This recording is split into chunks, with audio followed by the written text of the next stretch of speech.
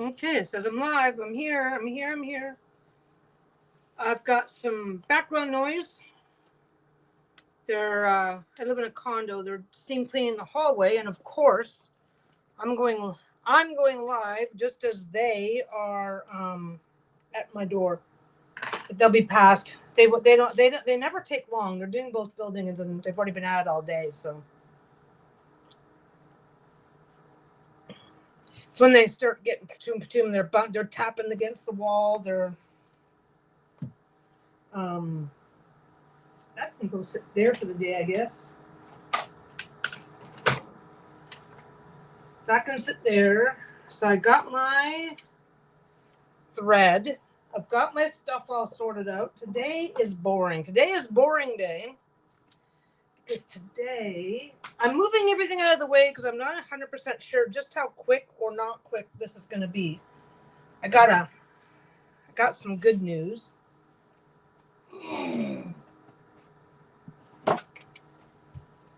My stream officially starts in like a minute, so whatever. So anyway, where I'm at right now is I took the leftover block. It looks like it's been all crumpled up. I washed it. I did not do anything to quilt it. I washed it and I dried it. It was very, believe it or not, it's actually clean. The bits and stuff on there is just regular old lint.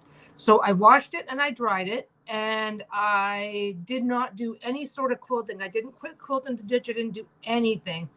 Put it through the washer, put it through the dryer, and the seams are still nice and solid, which is what I was worried about. I was worried about two things. I was worried about the batting. This is my batting. I was worried about the batting letting go and forming into a clump in the center, like clumping all up. That didn't happen. And I was worried about the seams coming apart and leaving gaps. That didn't happen. So that means that for this, I actually have the option of top stitching or not. But the only restriction that I have, because my seams, honestly, my seams are much wider than they need to be. That's closer to 3/8 of an inch. So I do fairly heavy seams.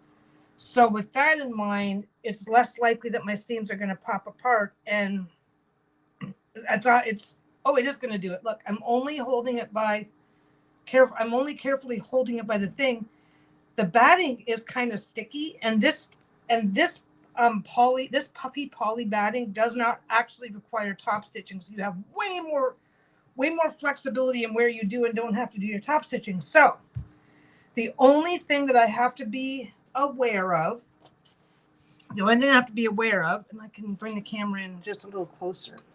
The one thing I have to be aware of is that if you do not pre-wash your fabric, it's going to do the shrinky dinky do thing. And that's exactly what this did, which is a look I enjoy, right? But because it's doing the puff, because the fabric itself gets I don't know if you want to call it misaligned, but because it's all puffy and whatever, if I decide to go through and do any sort of top stitching, if I decide to do quote stitch in the ditch or anything else, now that it's been washed, I'm probably going to have problems with pleating and stuff. I'm going to have to be a lot more careful if I decide that I'm going to stitch it later. Don't mind me. I'm just rearranging the camera. Anyway, so I am going to do the crisscross thing like I said I was going to. Let's see if I can get this at probably a little bit higher. It's probably going to take me forever, but I am still getting used to how I can and can't shift my camera around, what I can and can't get away with, which makes sense. Now that I'm doing my tablet on a swing arm, it kind of changes things a bit. So yeah, so this looks really good. I think 25 of these in a pattern is going to look really good. But if you do not wash your fabric, I knew this. If you don't normally wash your fabric before quilting, then you have to make sure that any actual quilting that you're going to do has to be done in advance. Hey, Jenny Soros, time to finish the quilt. I was just showing this. This is the spare piece. No quilting, no top stitching. I went ahead and ran it through the laundry to see what it was going to look like when it was done, and it's fine. The stitching didn't come apart.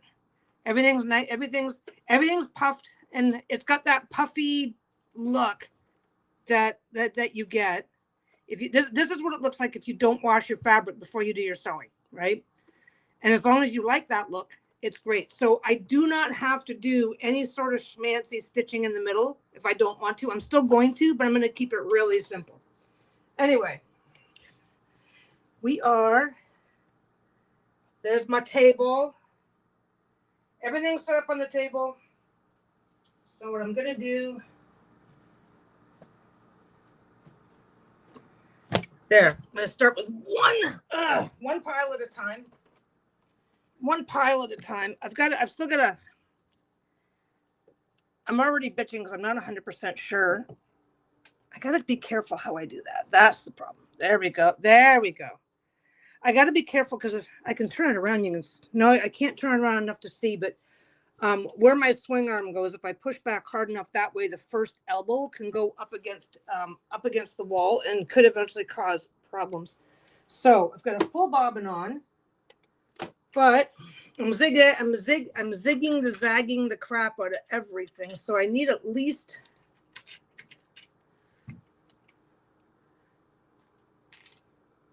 I'll do that when I get to that. There we go. Yeah, still getting used to how to. So basically what I'm doing, I'm going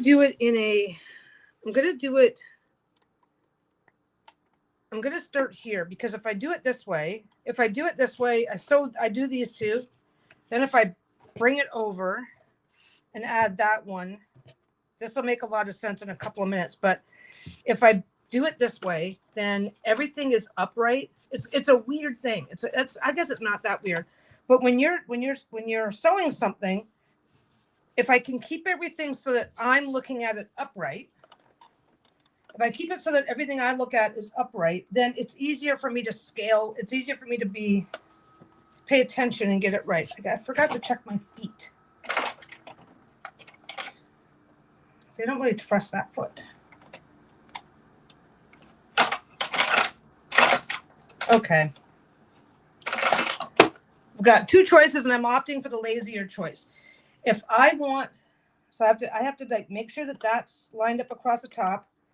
If I really, really want to be crazy about it, then I could be, okay, I'm going to stop myself. Because this is a mistake I've made before and it only takes a minute to guarantee that you're not going to make it again. Diving under the table for a piece of scrap.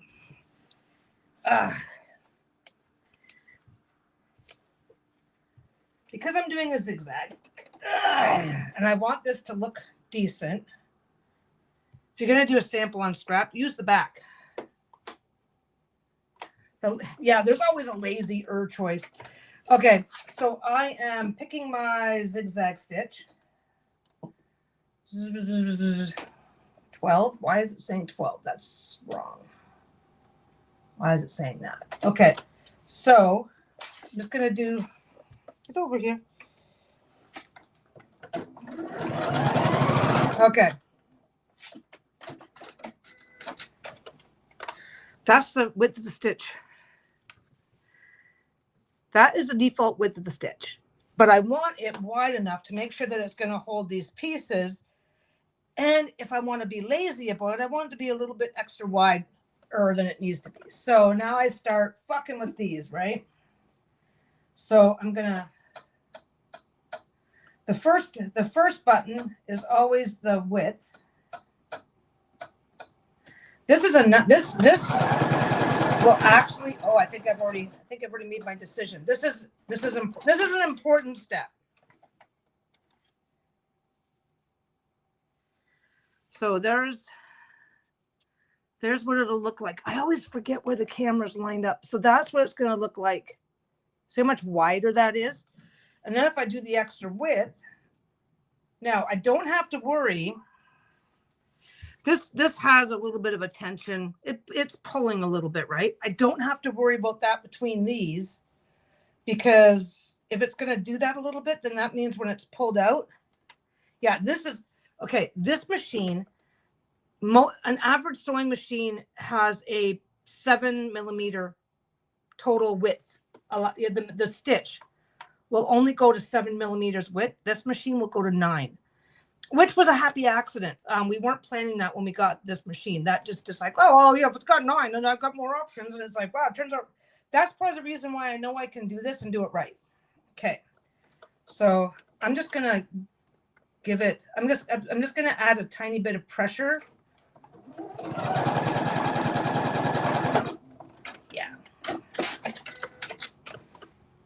Yeah, I added the tiniest bit of pressure, and it's a little bit, this one here, the tiniest bit of pressure going that way, and it's a little bit less puckered.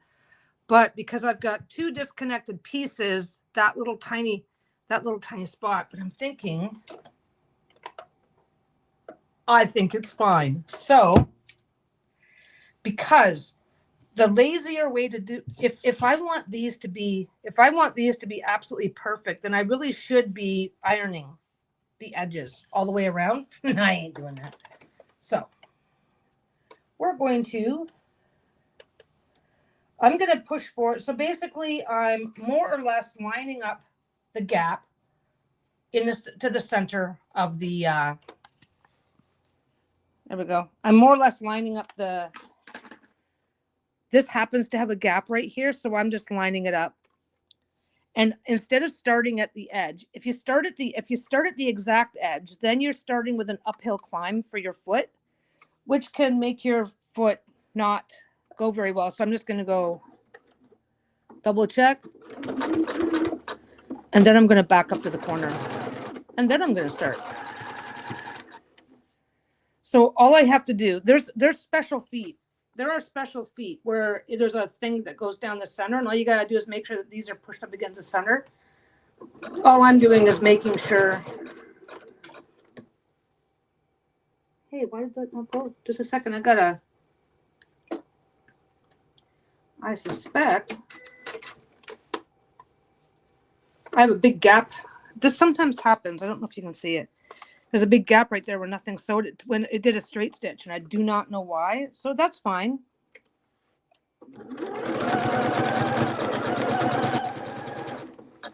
It's electronic. Who knows where I fucking hit? Okay. So now, once I'm to here, you can kind of go a little fast. Okay, I can kind of go a little fast because I'm doing a really, get this up a little higher and point it down a little more. I can kind of go faster because I'm doing a really wide stitch. So if I tend to waver a little bit, but yeah, if I want this to be super crisp and super perfect, I should be ironing this first, because then these are nice straight lines. What could happen, and again, let's get over here. What could happen is this could pucker. Look, I can flatten this out. I can flatten this out just by doing that. This could end up puckering and going over a little bit without me knowing it. But I'm doing a wide enough stitch. I'm doing a wide enough stitch that it won't matter. For starters, it's going to catch everything. So as long as I make sure that everything is more or less lined up, and that the gap that I can see is going right down the center. And if anything shifts a little bit this way, this is so wide that it's going to catch it anyway. That's what you want to look out for. So all I'm doing right now, I'm just kind of keep that line centered, and I'm babysitting this end to make sure that these two stay as straight as possible. And then I go.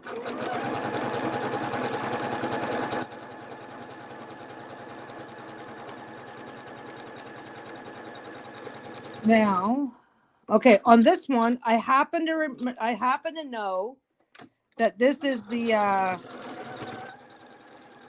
I've started with the very bottom, so there's not going to be another layer connecting here. So I went back and forth a couple of times to really reinforce this. The top, it did it again. Look at this. Look at that. I went back. I did it again. What the heck did it do? Why did it do that? I'm going to flip this upside down. When in doubt, it's okay. It's okay to have extra stitching. I do not know why it did that, because it did it twice. I went over that section twice and it did not, it just did a single line of straight. I don't know what the hell happened. So see, this is done. See, and you can see it. You can see it right here. See, this is a little less perfect. That's a little less perfect. Doesn't matter, because you get up here, you pick them up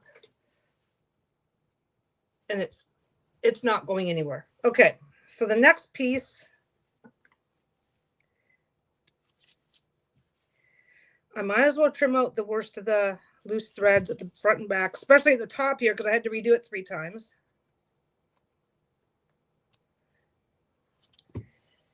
Now, if it's a tiny bit, don't forget, I'm using unwashed fabric. So if this goes everywhere, that's fine. If anything super shifts out of shape, I can also not worry about that. So this one here, you just go to the next one. But look at this. I'm going to the next one. I'm keeping it all in the same direction. So now I've got 2 here, 1 here. And this entire project, the way that I'm sewing this entire project, again, line up the top. You already know you need to back stitch, so do the back stitching first. It did it again. It did it again. It did it there and it did it there. Okay, I know what I need to do. We are going to, you know what I didn't do last night? What I didn't do last night, which is what I should have done. I'm gonna get that out of the way just to get it out of the way. Well, because this machine has a latch right there. Pop the latch, pull that, yeah, and see all the dirt inside my machine. I'm gonna clean my machine right quick. I'm gonna give my machine a quick cleaning because this is a really good machine that doesn't skip stitches. I am doing it the right way. Give me 1 second.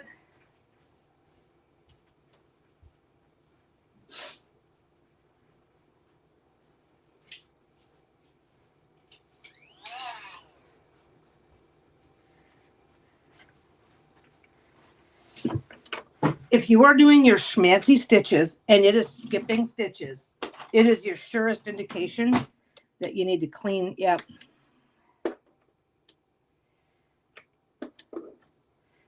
If it's skipping stitches, and it's normally a machine that's pretty decent. This machine does not skip stitches unless it's in need of a bit of a cleaning. So.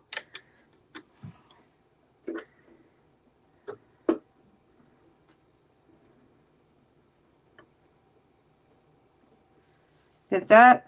This is just a cheap. Actually, it's about a $2 paintbrush, so that you don't want you don't want the really cheap stuff where the bristles come out, but it's about $2 or $3 paintbrush that's just exactly enough quality to have minimal shit coming out.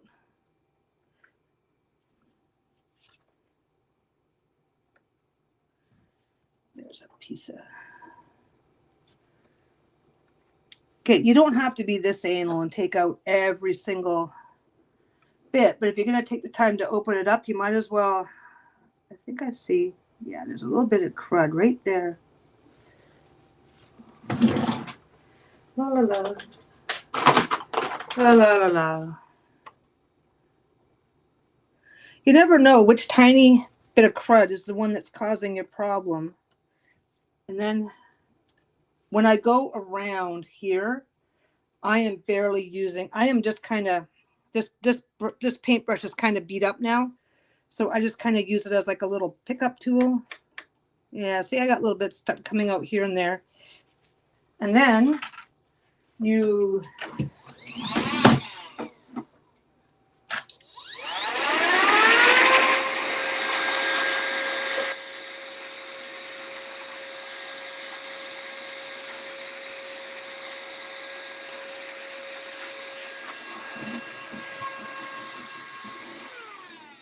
where's my little plastic piece?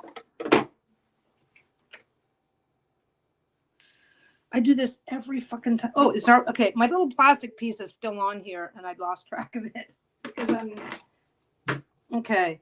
So while I have it open, get the oil.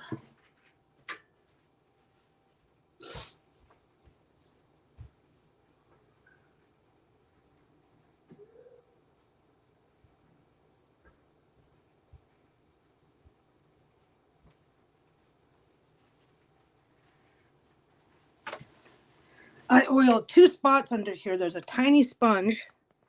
Maybe you can see it. Maybe you can finally see it. There's a little tiny sponge right there. Don't take the sponge out. That's where you put the oil. So I put a little tiny drop of oil there. And you usually only need one. If it soaks up too fast, you might need a second one, but yeah, you just usually need one. Then you can put this back. You can actually, whoops. I just usually give this a quick brush down, and I check that little spot right there where the thread goes, and make sure that there's no debris sticking in that spot. Yeah, there's plenty of oil in that. And you take your time and you get your little cup back in place. See, my cup is not quite back in place. Get it back out. Try it again. You should be able to move your thing forward and backwards, and that plastic doesn't move. If it's moving around, it's just not in right. So just pop it back out. Try again. And then what I like to do, very carefully, you can do it with it without. You can do it with it without your cup in place, but there is. I think you can see it better from over here. Yeah, there is this spot right here. It's a track all the way around, and this cup sits on it. If you put the tiniest bit of oil on that track, tiniest bit, barely a drop. If you can, always make sure your needle's up. Okay, generally speaking, make sure your needle's off before you do that. So same thing, double check, right? And then just, oh, I can't do it on this machine. This machine has a sensor, and as soon as the plate is off, it won't let the machine run. But you just go around a few times, let that oil spread around, and you will. I'm gonna have to take this thread out anyway because you shouldn't really leave the machine threaded. So that right there will get the. So now this whole spot's cleaned up. So I can make sure my foot is all the way up.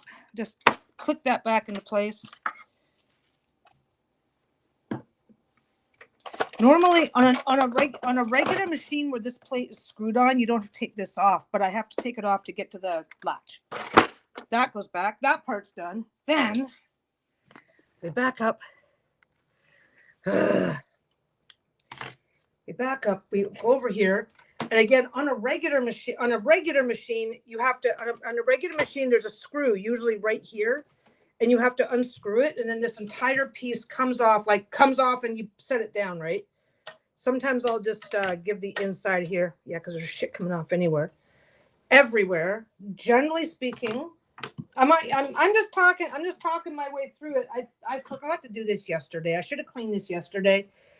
But like I said, your surest, whenever your schmancy stitches are skipping, that's your best indicator that you need to clean out. And I'm not cleaning anything super intensively. I'm just making sure the dust and the grit and whatever are gone.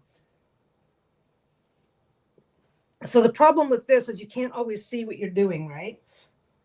Which is, what about my blower? If you use canned air,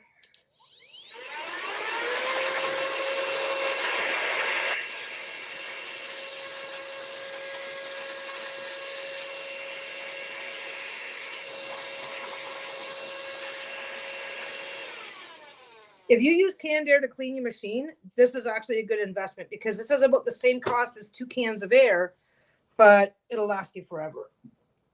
The way I've been sewing, it paid for itself in like a month. Anyway, so the other thing that I do here is I get out a handy dandy little flashlight, get my tweezers and my tweezers and my little paintbrush ready, get out the handy dandy little flashlight, and I'm not doing anything special. Like I said, this is not a full breakdown. Yeah, it was all, yeah. This is the kind of cleaning maintenance that you can learn to do for yourself. I'm not breaking it down like a full maintenance job. They're taking everything off, right? I'm making sure that there's no loose threads. There can sometimes be broken threads stuck in here, debris, clots of dust, and there's not. Now there's a spot. if you follow it, this bar right here, I'm going to leave it open because I got a couple things left to do. This bar right here goes all the way up. And when the needle is up, this bar is like all the way up, like to there in the top. So there's 2 points that it comes through, and it's got metal. There's 2 points where it goes all the way down, and there's metal on metal. So you put a tiny drop of oil there, and I don't know how to describe. This is tiny. This is a little teeny. This is such a tiny applicator. I have to keep it in the kitchen because a really, really, really super tiny straw can cause capillary action that can empty out an entire container. If I don't pull this little straw up and out of the oil, it will literally capillary action the oil. So I'm just squeezing slowly until barely a drop is reaching anything. So there's a section here where there's a clamp, like a spot, a track that pole goes up and down in, right? There's one clamp there. So I put a drop above that clamp. There's another clamp. I'm never going to be able to show it to you, but it's down here where it's down here where this bar, like it's up here to here. So a little tiny bit of oil right there. I don't really want it on the spring though. And you just put you just do the tiniest drop until you can see that drop is touching stuff. Now I can make it work. Now I can make it go. Okay. And the only other thing, there's a small arm. Why are you still trying to move? There's a small, you can kind of see it. See that little arm right there? It goes out, then back. It kind of goes vroom, vroom, vroom. Well, it's an articulating arm, and every now and again, and I know for a fact I haven't done it for a while, I will get my little flashlight out. I will move the arm so that I can access what I'm looking for. That one shouldn't matter. That one might matter. And I put the tiniest drop of oil, again, right there, to help that stay smooth so that it's not catching or whatever. Because metal on metal, after a while, needs to be oiled. Problem is that you don't want to be in here going crazy. I don't trust that one. I think it's... Nah, that one's fine. This is supposed to move. And that one's fine. Okay. So they will tell you to put a drop of oil on the... They will tell you to put a capillary action. Okay. If you put a rag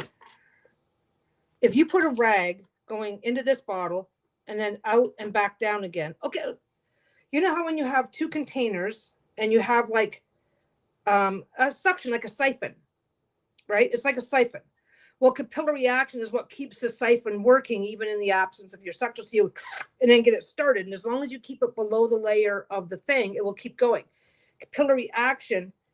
Okay, so that's a siphon. Capillary action is if I were to put a piece of cloth, if I were to take this lid off and drop a piece of cloth down into here, the capillary action, like a wick, it will draw it up, right?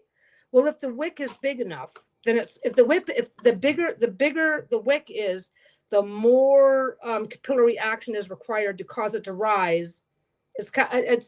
I know I'm not expressing it exactly right, but something this narrow, okay, capillary action causes, like a wick, it causes things to rise, but gravity holds it gravity will hold it back down. So if you put a straw in your drink, next time you put a straw in your drink, check the straw. The water in the straw is a little bit above the surface of the liquid in your drink. It's very normal. It's very common. That's what capillary action does. And the reason why it only goes this high is because gravity is keeping it from going any higher. But when you have something this narrow, gravity can become irrelevant, and it can eventually just start creeping up it ends up being like a wick, and it creeps up further than it should, and then starts draining back out again. It's not something that we normally think that we're going to, okay, for this used to have a little cap. That little cap acts as a blocker, preventing capillary action. lost the cap. So I don't have a little blocker to prevent capillary action. So if I leave this, there's a straw inside of here, and I'm not even sure if you can see it. Yeah, see that straw? Well, once it's in the oil, if I walk away, eventually it's going to just ever so slowly, it's not going to start spouting, but it's going to slowly start seeping. And then once it comes to the top, of course, gravity is going to push it back down. So I have to make sure that it's up and out of the liquid, or I will come back to a fucking mess. That's why I store it in the kitchen, so that it can't capillary action itself all over my stuff. Now, it's a catch. I don't know if it's a catch-22 or not. When I'm sewing for the shop, it's absolutely a problem. If I get any sewing machine oil on a bag that's for the shop, it's garbage. I have to throw it away. I can't unless Lisa's like, oh, I like that bag. Unless there's a reason to keep it, it's garbage. It's no good, right? And of course, Lisa has access to every bag in the fucking house, so yeah, it's a problem. So I just keep it in the kitchen to keep capillary action under control. But anyway, this little segue was brought to you by the fact that I can't have a conversation without being a squirrel and taking it everywhere. I did leave this thread down while I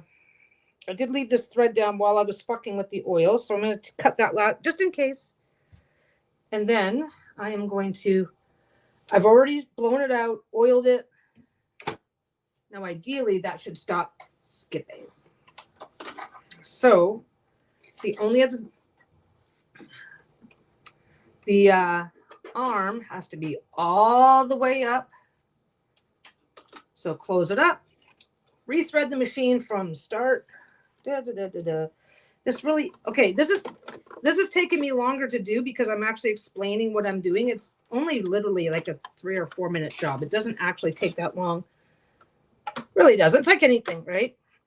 Anyway, so yeah, to prevent capillary action, you either need some sort of a cover on those containers, or you need to make sure that whatever siphoning straw you have in place.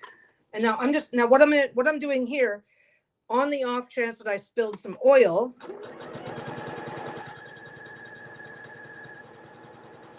I'm going to go to the end.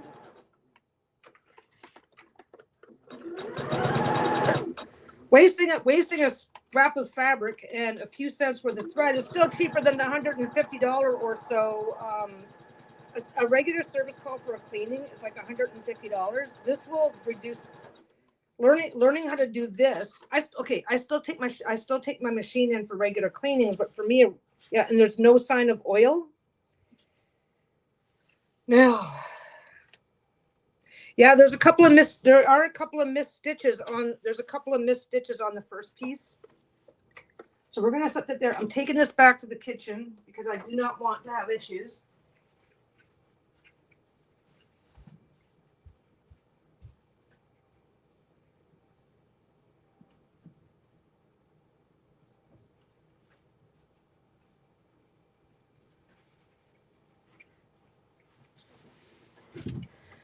Taking it back to the kitchen because I don't want to create an issue by accidentally knocking it over or something. But yeah, I'm just going to start back here.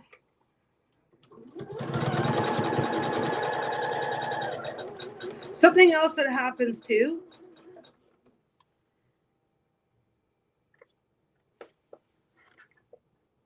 Yeah, it's fine now. Something else that happens too is that when you're working with the fancy stitches, some of the fancy stitches just do not work if you go too fast. I've got a few stitches here that are gorgeous stitches, but I have to slow the fuck down when I'm going to use them. Now what's going on?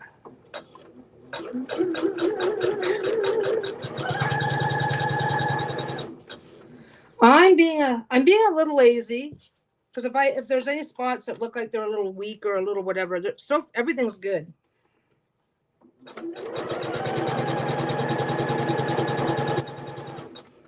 Let's see. Yeah, stitches are nice and even. Nothing's skipping. Everything's fine.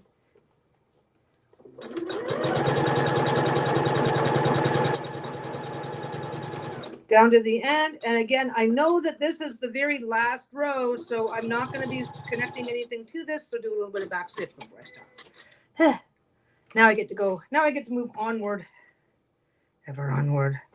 I've got a couple of fancy stitches on this machine, and I might come around afterwards. I haven't decided yet, but I might come around afterwards and go around the entire outside with a fancy stitch.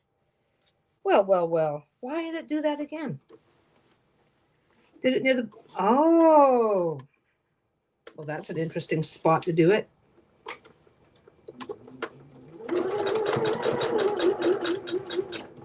Yep.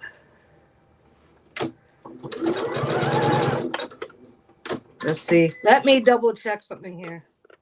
It did it again, but it did it right as it was trying to come uphill. So I'm gonna have to be a little bit more diligent about those spots. I might have to, whenever I come to these corner pieces, I may have to do a little bit of a backup, go forward. Okay, next one. Almost 20%. Well, I'm not 20% done. 20% done in the one direction. So let's do this. Okay, so by the way, let's get this. This is something that we're going to be seeing throughout as well. And that is like that one. What's wrong with my lighting? My lighting seems to be crap all of a sudden. Let's get that one on. This one here is narrower than that one there. So it looks like they don't match up, which we don't care about as long as the outside edges match up. I think the mystery is solved. I think because I just noticed that it did it again right here, but it did it just before. Don't forget when you're here, it looks like it's all one width. It looks like it's all one width, but what you've got is you've got all one width coming up here, but then when you get to here, you've got this width and that width combined. So it's all of a sudden going uphill, and that's where it skipped a stitch again. But on the other one, it skipped a stitch in a spot that it shouldn't have. So it'll be fine. It'll all work out one way or the other. Okay. So anyway, what on earth? I'm still trying to get the hang of when, where, and how. I'm going to turn this light off because the camera will adjust to the further away stuff. I think we want to be up a little. Why is it? Ugh. Not that high because it makes me tear my stuff out. Don't worry. Nothing's being broken over here. It's just, there we go. A little bit of a downward look so you can see what happened. See what's happening. It still didn't, it still needed cleaning. So no regrets there. So line it up. I am not lining up here and here. I'm lining up across the top. Go a little bit forward. Whoop. Okay, it's not quite lined up right, but that's okay. I can fix it. Let's see. Yeah, skipped a stitch again. Wait. Okay, why is that one skipping? That shouldn't be happening. I shouldn't be having that much. I should not be having that much slack.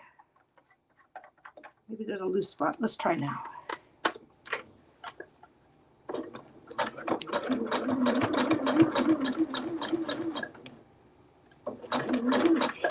Okay, let me see. Nope, I don't know if this one needs a. Okay, we are gonna just.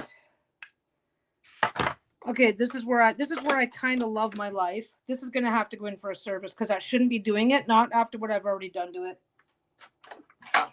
So we are. I'm not used to having to put this up by hand, so we are going to.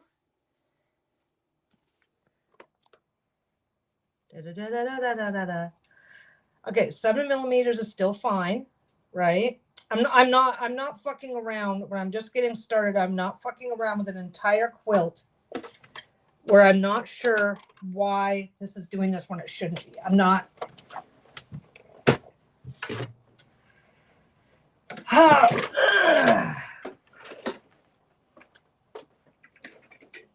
That should have popped right off. Oh well.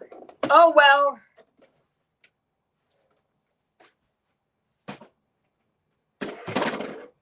Oh, sniffies. Shouldn't be any sniffies happening. So, just bear with me. This is going to be that kind of a day. A quick and easy put together is going to become that kind of a day. because the universe has decided that it's going to be that kind of a day. Okay, that goes there.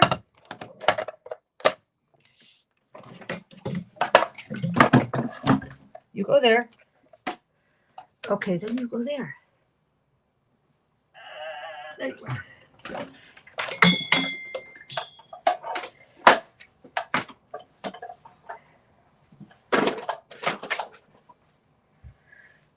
La, la, la, la, la. So we're going to be doing a 7mm thing.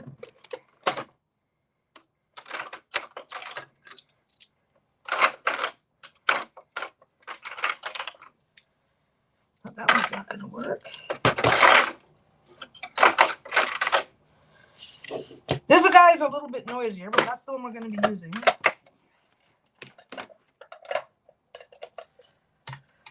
Okay. Well, you can't say that I don't do these videos, warts and all. Okay, everything passes under here. And we'll live right there for a second. Be right back. I feel like I'm diving under the sea here.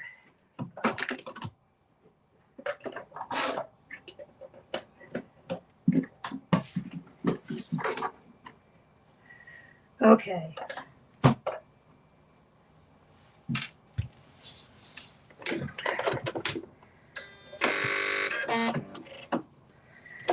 Well, now we'll do a test. This one was cleaned before I put it away last time. It's got dust on it from living under my table. I'll put on fresh gloves in a second. I might as well use these as a dust catcher while I get all my shit sorted out. Be right back.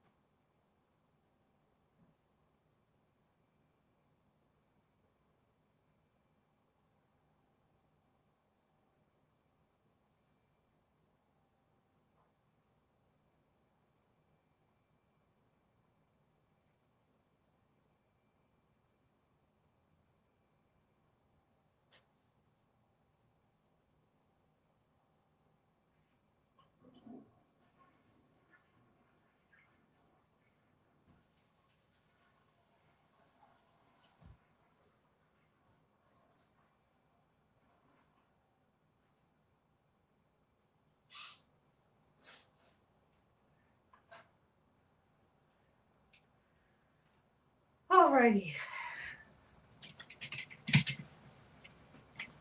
Aha.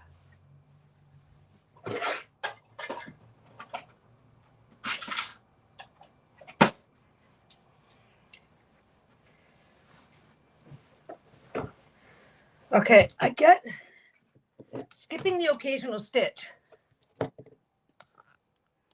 Yeah, don't bonk my head. Yeah, I'm just swapping machines. Now, I'm going to be doing this nearly constantly, looking for my bloody knee lift. So that's going to be fun. My issue, I don't want to call it my issue. Yeah, this one's nice and clean. So I'm going to take a chance and not take it apart. If I have to take it apart, I'll do it later. Okay, that's 251. This is the exact same. I've already got this one. I'm just going to set that there for now. I am just not going to take a chance. I've actually got two of these machines. I've got two of these because back when I was doing bags and had Rose working with me,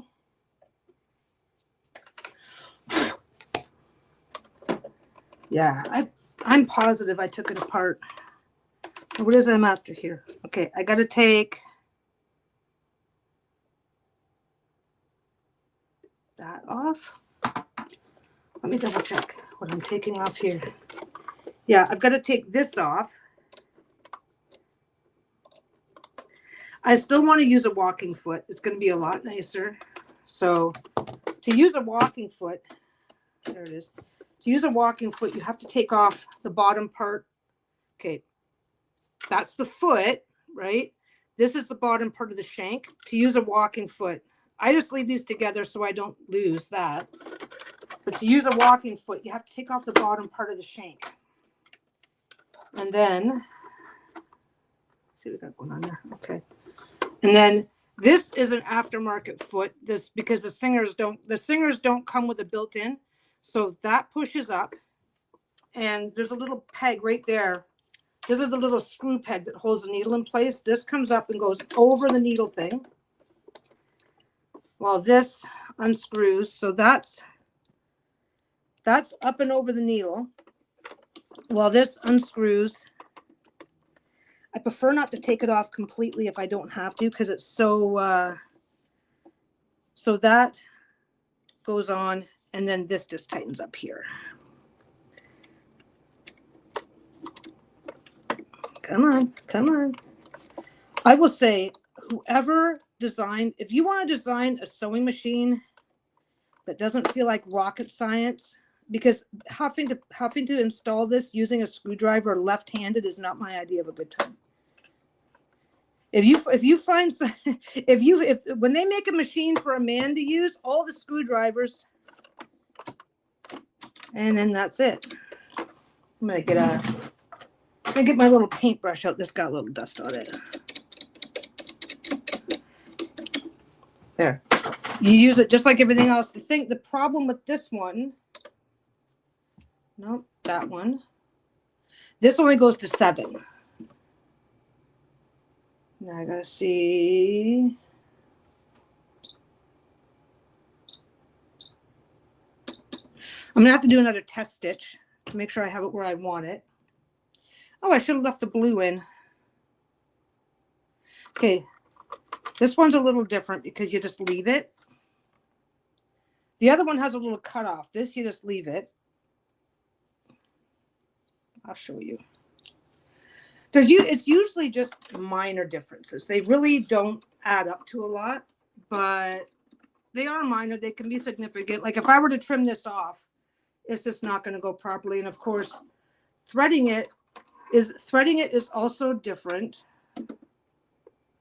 But when you thread this machine, it's got the same instructions everywhere. Needle has to be up. This one's a little different. No, there it is. That's the holder. This one has a little bit different of a needle threader because you get that set up first, then you push your needle through, then you pull it back. Same. Everything is just get it right. So this one here, you start with this, get that set up, and you watch that, and you go down and back up again. Pull lightly, pull lightly, pull lightly. Come on, where is it?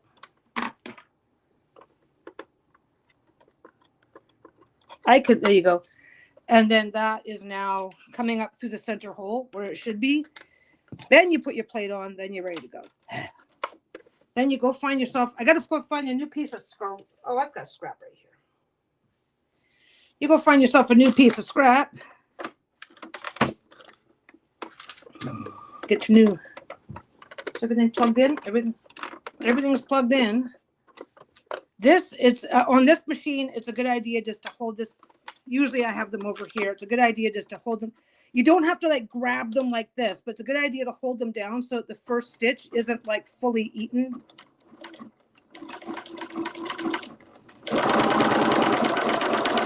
Sounds different, eh?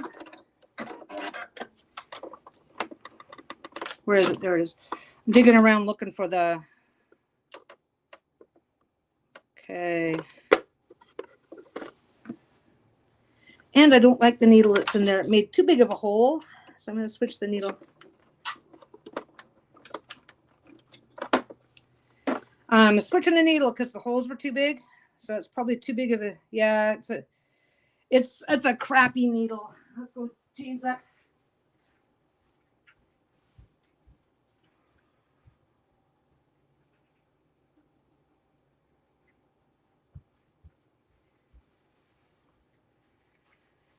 La la la. With Bruno being a diabetic dog,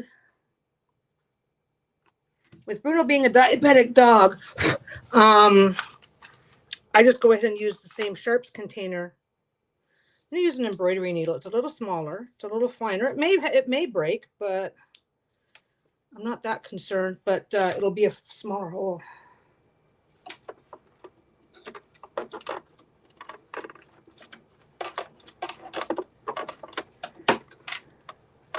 Okay, get it on there. Get it through there. I am hoping now that these ones here, these add on.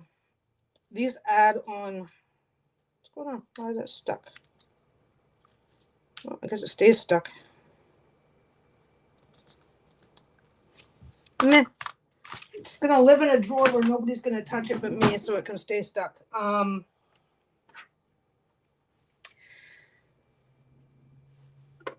Yeah, these are noisier. Okay, so that's.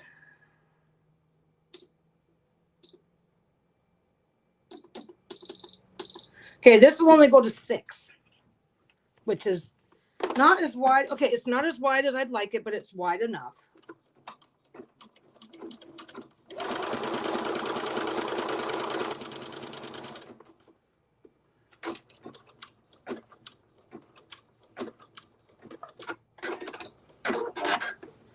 There we go. Yeah, this will be fine. Look. As a matter of fact, that's flatter. That's flatter than the other one was. So yeah, the other one probably just needs a little bit of or a lot bit of it needs some it needs a service. It's not a surprise. I've been using that one for how long? I'm gonna start back at the top because letting the stitches overlap helps lock them down. You know, I want them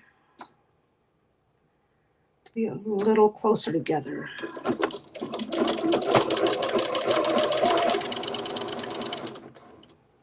Yeah, that's fine.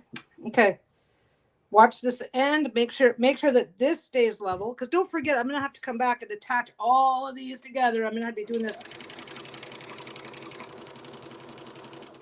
And we're rock and rolling. Ooh. Oh, the other one? Yeah, the other one's great. I use it 90% of the time. So the idea that I'm going to abruptly realize I should be taking it in for a service isn't going to be a surprise. But here's the thing. Now that I'm taking in for a service, instead of going, oh my, I'm having skipped stitches and going, I think that needs to be oiled. I mean, going, I oiled it and it was still skipping stitches. They'll make sure it's working. Now, here is the moment of truth. Is it going to skip stitches? Now, this one's weird, and I got to remember what to do here. No skip stitches. Oh, I'm doing this. I'm over here looking for my knee lift. Yep, no, yeah, you guys can see that. No skip stitches. Nice and level. Actually, I like those stitches better than I like these stitches. So, yeah. Flip that over. They're still fine. They're still fine. These are actually nicer stitches. I am not. That's going to be the bottom of the blanket where nobody sees it. So I'm not going to agonize over it, but I'm going to do the rest of the blanket. I'm not even going to try. I'm going to set that one in the go get it fixed pile. And again, this machine's weird though, because if I set this up and only press the button, oops, put it down, it will, oh, it's not. Okay, it's not doing it.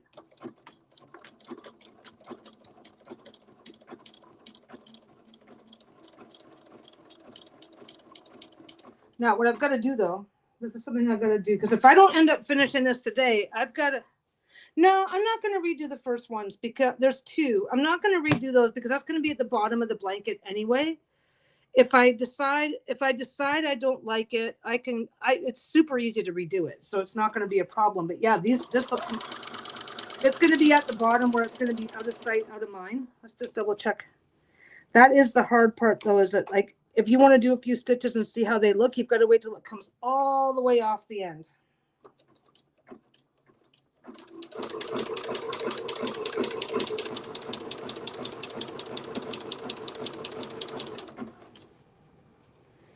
Yeah, no skips. This is doing fine. So that other machine is just ready for cleaning.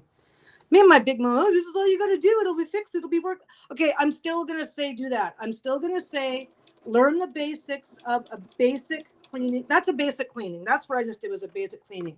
Learn the basics of doing a basic clean for your machine because, like, I forget how many hours they say of stitching to do on a machine before you take it in for cleaning. But I made over 10,000 bags, and I've only had that in for cleaning once. So now, mind you, that wasn't the only machine I've been using. I've made a few thousand bags and a bunch of quilts and other projects. I have put way more hours into that quilt than what they recommend between cleanings. Like for the amount that I use for the amount that I use that machine, I should be having it in for a cleaning every 3 months. Hey Moira, how you doing? Okay, so this is done. We just had machine drama. Now I do want to redo that other one. Mind you, it's a huge difference. It's a big difference. Okay, I'm leaving. I'm leaving it. I'm going to leave it. Honestly, once it's done and washed, I'm ready to go. So this only lets me go to 6 millimeters wide. That's 9. Well, that's more obvious because it's 9. I'll tell you right now, though, is that from it, I could, look at it back here and you can't really see anything because the color, this and the thread are such a good match. Anyway, you know what I'll do though? Actually, I'm not even going to do that because I'll go through and fix that. So that's the first row on the bottom done. First row on the bottom done. Ugh. We're going to go over here.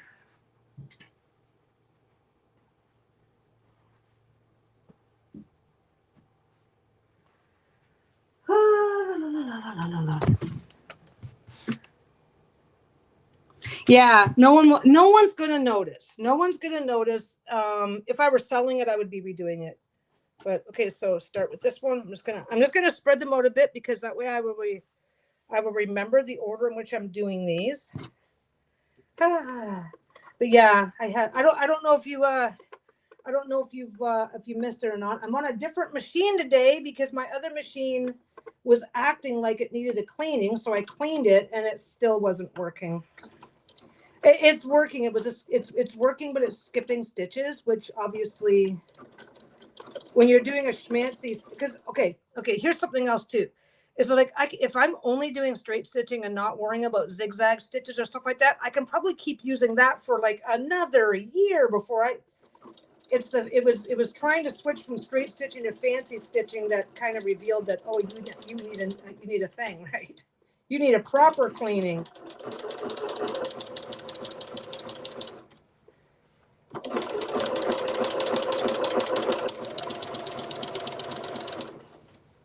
And I'm just line up the top, line up the bottom. Whee! Okay, so basically, I might not be getting this finished today. Bruno has to get a little bit of blood work done. It's no big deal. We were getting a regular blood work panel done on him a couple of weeks ago. And one of the tests they weren't able to do properly, so they need us to bring him in for a fresh blood draw. It's like the test, we couldn't get a result on the test. So we need, oh, this isn't the bottom anymore. I don't have to do that.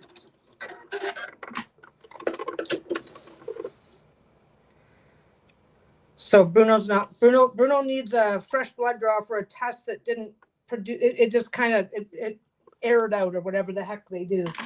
So we've got to run him in. That one's going on now.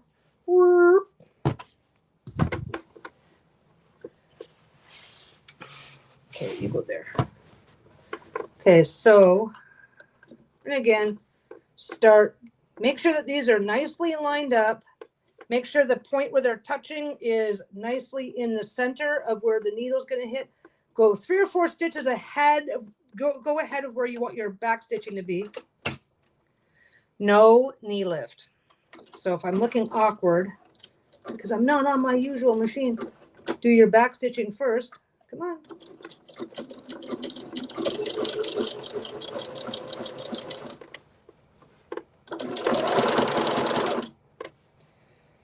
These two are a little bit. There we go.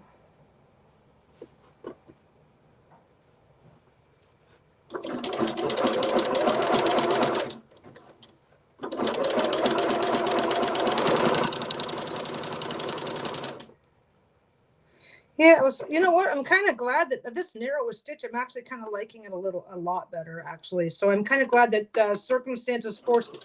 Maybe that was the universe making my thing look a lot better. I don't know if you guys have seen my Facebook page. I posted a couple of pictures of Derpy McDog yesterday. I don't know what burr got up his little fuzzy butt, but he did not sleep at all during the day yesterday. At all. He usually, his routine is roll all over my face until I'm out of bed. Then we get up. And because he's been awake and happily rolling all over my face for a couple hours or however long it takes him, he goes to bed. Lisa gets up, gets him his food, does the stuff, and then he goes back to bed off and on for the morning. I get up, we have our breakfast, our lunch, whatever. He helps me have my. Oh yeah, I guess I did hit 10,000 bags. My Etsy shop is like $99.88, but of course it doesn't count how many bags I made for friends and family and giveaways and any other stuff. So I definitely made over 10,000 bags in the last 7 years. But no, so Derpy the dog here decided that yesterday he wasn't going to sleep no matter what. He's a 13. Okay, dogs usually sit. Even a healthy dog will sleep about 12 to 14 hours a day, right?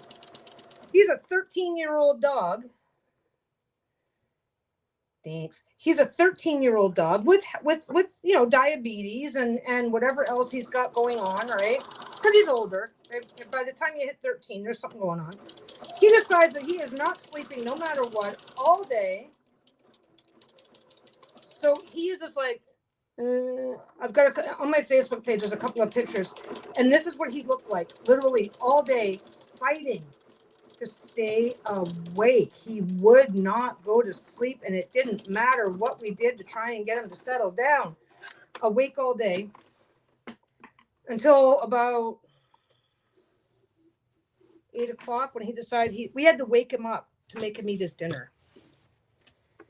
So it's like, so now today he is just, I had to put my mattress on the floor because he was so like, where are you? I can't get to you. What's wrong? Something's going on here. He left me alone all night. I got a good night's sleep. I'm starting to get slippy already. I need my Michael Jackson glove out, at least one of them. I got a new pair, pure white. I'm holding out. This has still got lots of sticky left, so I'm holding out. Okay, and it's okay if you tug. It's okay if you have to tug one just a tiny, as long as you're not like this is. Oh, this is fine. But if you have to tug one a little bit to make them line up for length matching, it's not going to hurt anything. Anyway, so little dirt monster barely slept all day yesterday.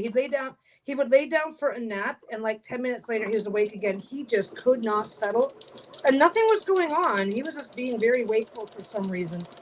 So it was an interesting day yesterday. But I get to test that leftover patch. Okay, that's 5. Woohoo! 5 is done. Okay. Oh, that's just, so what's going on here, which is expected. I don't know if you can see, but underneath, like sometimes the fabric is like overlapping itself and stuff like that. Just because I didn't iron it. I did not iron it down. I did not want it ironed down. Everything is going exactly the way I want it to. So what I'm going to be doing, I could do all 5, but I don't want to. So I just did this when I've got 5 pieces, right? But I did it from left to right in such a way that I only ever had 1 piece under here at a time, right? Now I'm going to do the same thing this way. I'm going to take, this is the outside row. So I'm going to start it here. This is going to be the inside row. I'm going to start it here. I'm going to line them up.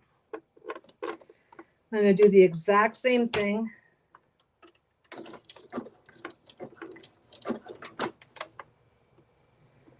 A little bit forward. I can't quite see here. So I'm going to do a double.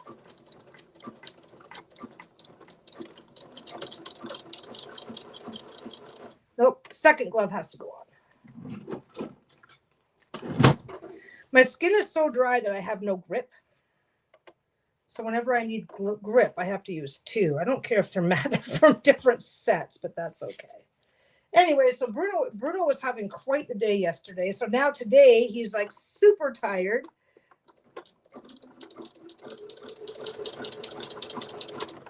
Whenever he tries to snuggle with me, he gets excited. Because he's like, oh, let's cuddle. This is awesome. This is amazing. He is so, he won't even look at me today. Okay, so now this, I'm still going to try and make sure that this line and this line are as matched as I can get them. Because if I don't,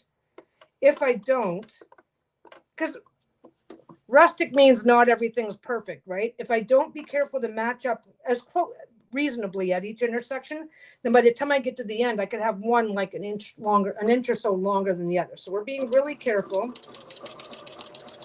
So I've just put these 2 together. I'm kind of got my thumb holding things down.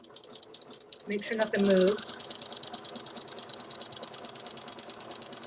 What time is it? Oh, it's already after 4. I might not get this done. Stopping for a half hour or so. Stop and check. Yep, this is fine. And again, where it seems to be not catching evenly, that's where the 2 little layers of fabric went bloop and kind of overlapped each other a little bit, but they're still catching. Okay, so now I'm at the center. The centers on these types of projects, because they're thicker, they're heavier, I'm really not sure. The centers are where you're most likely going to have a problem with threads breaking or things breaking through. So it never hurts to do a little backstitch in that area at every intersection.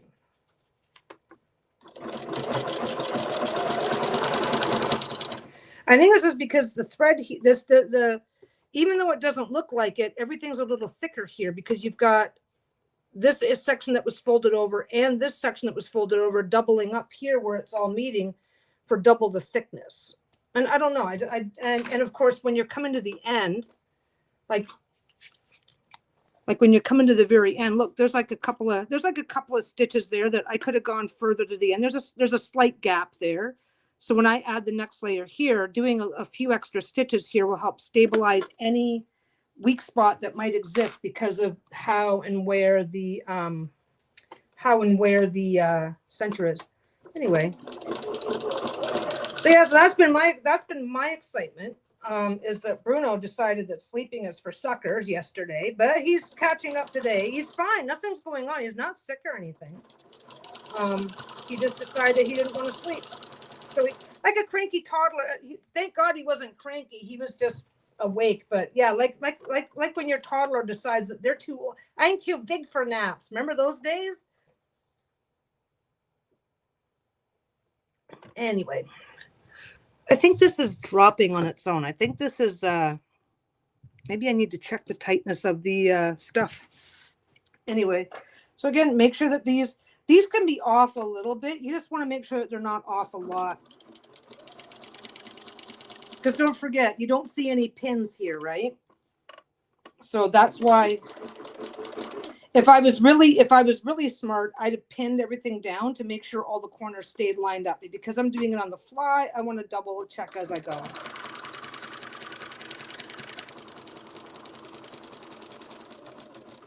Oh, go back up. There we go. I don't know what distracted my attention, but suddenly I was off to the side by a little bit. So there's the centerpiece. Back up a little bit. Filling that. Just make sure that that's a little bit more stable than the surrounding, just because it's every project I've done, even the regular quilt as you go stuff, I found that a little bit of back stitching at the corners has helped reinforce stuff. We'll be showing how to finish up the quilt. Like with the back, that part always seems tricky. This is done. This is completely done. Once I zigzag these pieces together, it's finished. The only thing that I want to do after that is I'm going to come back and I'm going to do a crisscross through everything. I have not quilted down any of this stuff. So what I'm going to do is I'm going to come back and I'm going to do a crisscross through it all, but it's done. So I don't have to agonize. And this is, I'm just going to come up just a bit. Now, because this is what I'm going to be, this is how I'm doing the ugly blanket as well. Once they're all zigzagged together, they're done. So it's like, well, I can do this. I can do the same thing here. There's only going to be one step after this, and it's actually going to be pretty simple. Okay, this is actually, these are actually lining up really well. I'm really happy with how they're lining up so far. And again, I'm at the intersection of the 4 pieces, so I'm just backstitching a little bit. And yeah, sorry about the extra noise. My other machine announced that it was ready for a serious cleaning. So I can't use it I can use it for straight stitching, but I've been thinking about switching over and I've been thinking that it's time for that one to get a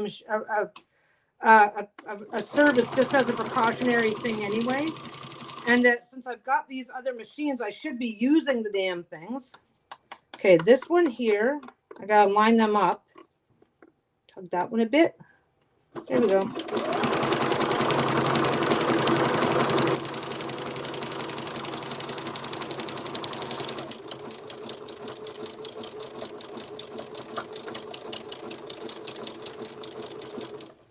And then we just go, yeah, see? Oh, no, it's not. I thought this end was off by like that much, and it's not. It's only off by like less than a quarter of an inch.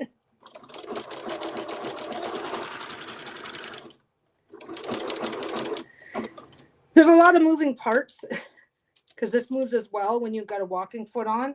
If you ever find yourself getting close, what I like to do is I like to keep my fingers a little bit bent, because if I get too close, my finger will bend before it just slides under. I've never put a needle through my, I've never put the sewing needle through my hand yet. A friend of mine did. So he took a sewing class in high school. The very first thing he did was ran his hand. So here's how you stitch a line, and he went bloop, put his hand right under it. I've come close. Like I've gotten hit by this thing, by that it's the needle screw. I got hit by that.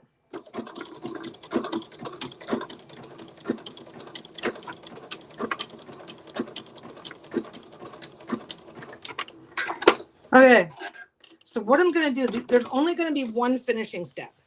And that is what I'm going to do when this is finished is I'm going to come through and I'm going to go from there to there on this one. Then I'm going to go from there to there.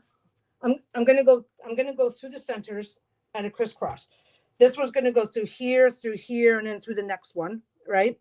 All the way through on one direction. Then I'm going to flip it and be coming through like that on the other direction. So everything's going to get a crisscross after the fact, which will also help go through these centers and help reinforce them a little bit as well.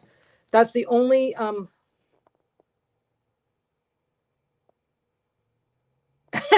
the worst I have. Hey, I started off with a Singer Simple. I started off with a Singer Simple, and the first thing I did with it was made Lisa a 100 inch by 100 inch, a king size quilt.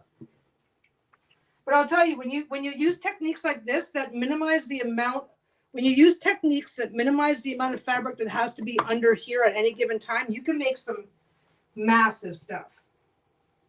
So then this one goes next. So this blanket is now 20% done already. I'm not going to get it done today because my machine decided to be a pain in the butt. But no, this one here. I don't know if you had a chance to visit much. I don't know if you had a chance to visit much while I was working on this, but what I did was made a top, batting, cut these combined to 10 inches by 10 inches square, and then just finished it just finished each one self-binding. Think pot holders, right? So I finished each one into a 10 inch by 10 inch square. These are completely done, and now all I have to do is zigzag them all together. And again, the system where I'm going from left to right so that everything goes up, the next one goes on, the next one goes on, the next one goes on. So the most amount of fabric I'm going to have under this, the most amount of fabric I'm going to have to wrestle through this little hole is a 10 inch piece of fabric. You can make some amazing stuff. Well, as a matter of fact, that on regular batting would make a lovely pot holder. This is on polyester. I backed each piece separately, and then I just went, okay, if I put this together first, each strip goes left to right, so only 10, there's going to be 10 inches on this side, 20, 30, 40, right? And then putting them together just like I did. I'm going to bring that back over, angle everything so that the, oh, I didn't go all the way to the corner. Now, what I could do, what I would have done is put whatever quilting I'm going to do, put on first before finishing each individual square, and then just sew them all together. That's what my ugly quilt is. My ugly quilt is finished squares that I'm going to be zigzagging together with this exact system. Only I'm going to try to make sure, and I'm going to try and angle my stuff so that I'm not putting through too much at a time. My ugly quilt is going to have 20 inch by 20 inch pieces. So you just roll them down a little bit as you're pushing it through, and you're done. It's kind of easy. I've got a couple of more. I've got like 2 other quilt as you go projects that I want to work on. This is like the easiest quilt as you go technique ever, is to just finish it and zigzag it all together.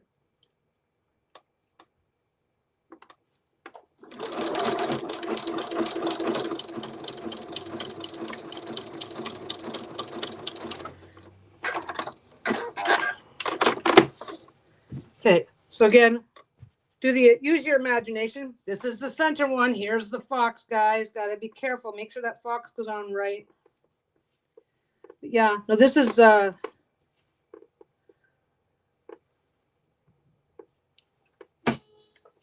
too far. I always start a little bit forward and start my first. I always start my first little bit going backwards, then go forward when I'm doing stuff like this. Oh yeah, that's the usual way to finish a quilt. The usual way to finish a quilt is you build everything that's called a flimsy. You do all your top as one single piece. Then you have your giant piece of batting. Then you have your giant piece of backing. I've got a couple of projects that's where I think I'm going to be doing.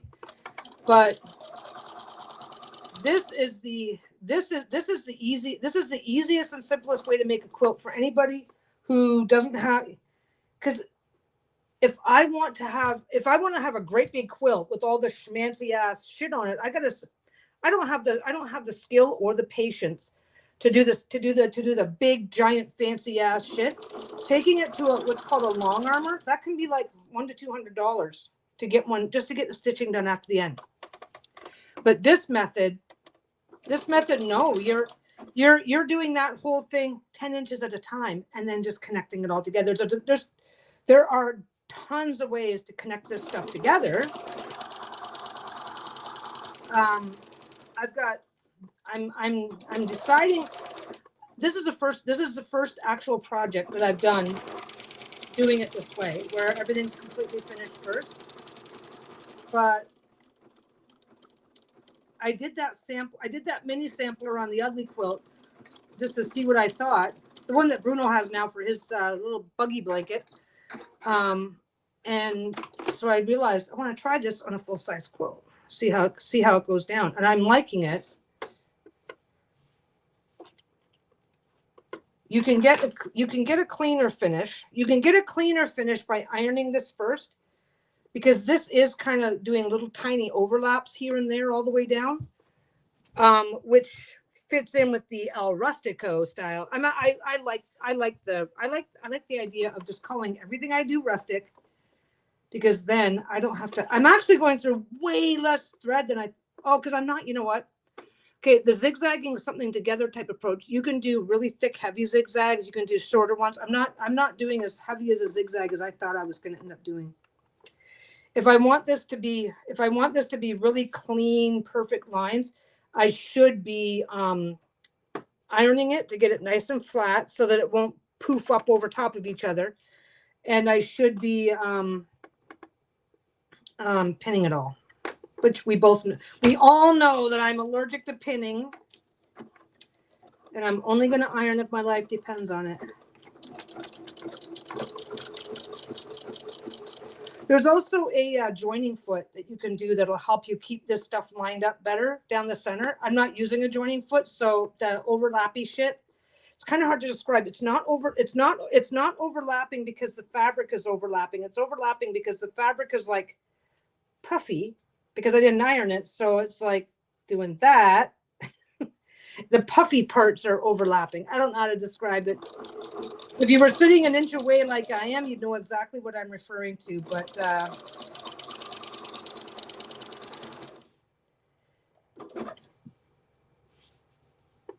got to go the tiny. That's got to try to explaining to it that it needs to stretch by 1/8 of an inch. I have to, pardon me, I'm going to have to go blow my nose again, though, because switching machines was dusty work. I got a face full of dust.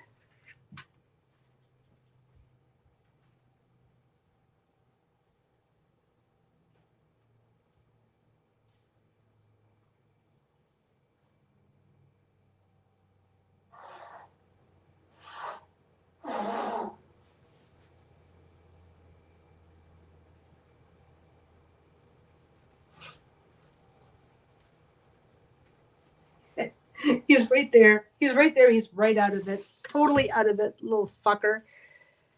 I'm going to call him names. My mother-in-law made us a beautiful quilt, but it got damaged by cats and an ink stain. She's not with us anymore, and I would love to know how to fix it. Ink stains can be removed most of the way. Oh, what it takes out.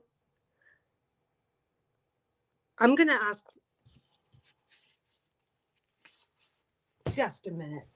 I'm going to do it right now.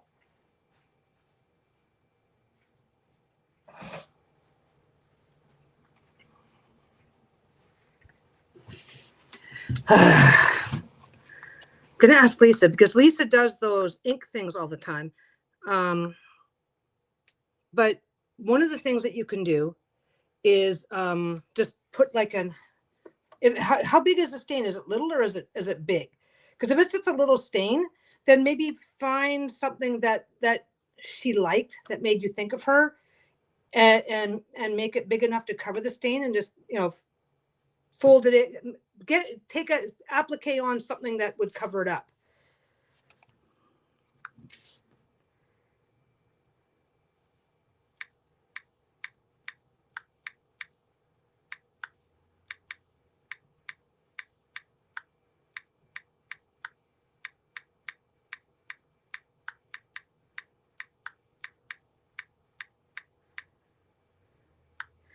One thing I know can remove ink stains from fabric, if you're in a position to let it soak for a really long time, is, whoa, what did I just do?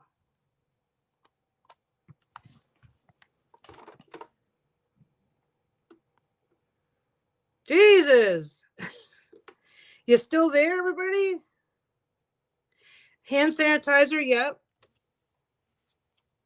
If Lisa knows and if she's around, she'll tell me. One thing that I've used for ink stains is if it's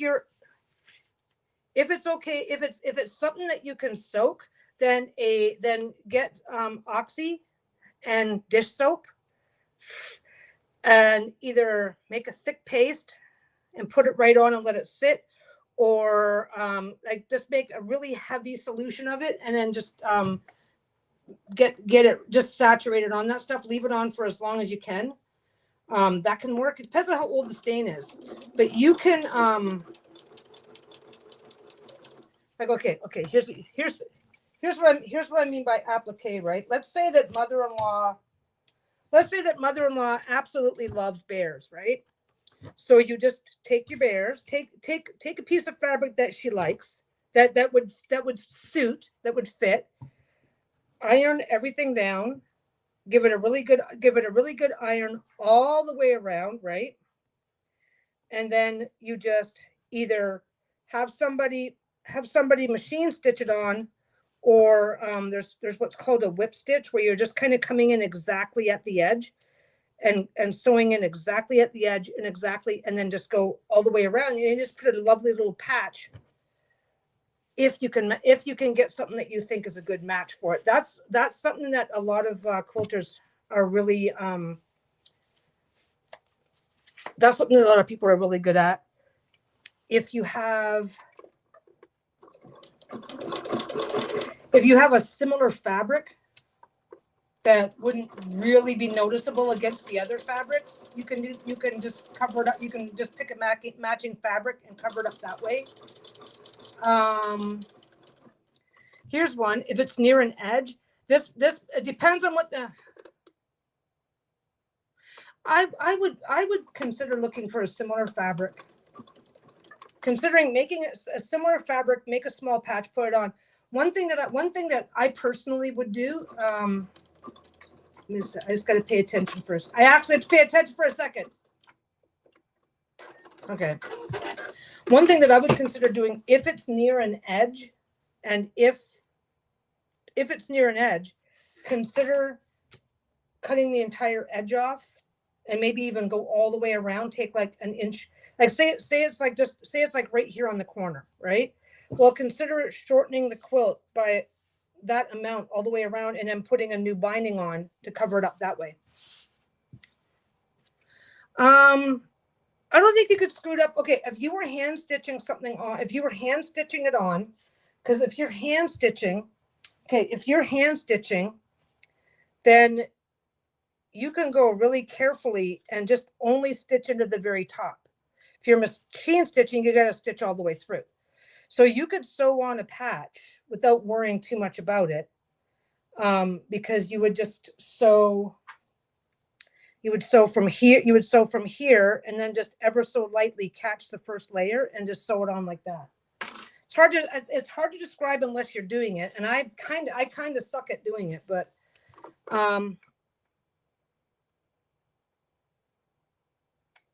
yeah, I don't know. I don't know what I would risk. I don't know what I would risk when it came to something like that. If it washes and dries without a lot of hassle, I would consider saturating it. I would consider giving it a good soak in something that will at least, like which was it Jenny said? No, if I don't tell her, she'll respond quicker. She's probably already watched. She's probably already going, well, I guess I better go watch the video in a minute and see what she's talking about. Okay. I went out and bought four new spools of this because I thought I was going to be going through a ton of this fabric. Yeah, that was fine.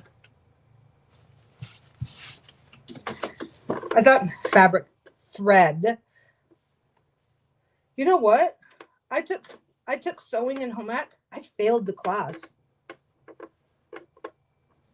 It is really interesting to find when you really, okay, when you hit a certain point in life where you have the opportunity to explore things in a slightly different way, because I failed home ec both years that I took it in high school. Well, okay, I passed the cooking part, failed the sewing part. Like, I mean, I got an F in the sewing part. And this is back when you got a pity pass on almost anything. You turn in a piece of fabric with a couple of stitches in it, and they're giving you a pass. I failed the sewing part 2 years in a row. Couldn't do it. Couldn't figure it out. Just couldn't get the hang of it. Now look what I do. Because it turns out that making clothes, making bags like purses, wallets, and stuff like that. So making clothes, making functional items like bags and stuff. They and then things like quilting all require a very slightly different skill set, a different way of working on it. I still can't make clothes. I can't make clothes, can't read a pattern. I can barely read some patterns if they're simple enough, but not for clothing. And yet there's this one type of pants that they wear. I think it's Thailand. I came across this really cool pattern for some pants, and unfortunately Lisa didn't like that. Was like so simple. It's like, oh my God, honey, look at this. She's like, I don't like that style. And it's like, you're an idiot. Anyway. No, I actually had a pretty good home ec teacher. That was the funny part. I had a pretty good home ec teacher, nice lady. Problem was that home ec at that time focused on making clothes. Yeah, see, doing it this way where I started, I get to look at everything upright, so I know when I'm doing okay and when I'm not. Okay. So that goes on the top, right? So this goes on the top and these two go on the bottom. So all I'm going to do is flip the whole thing around.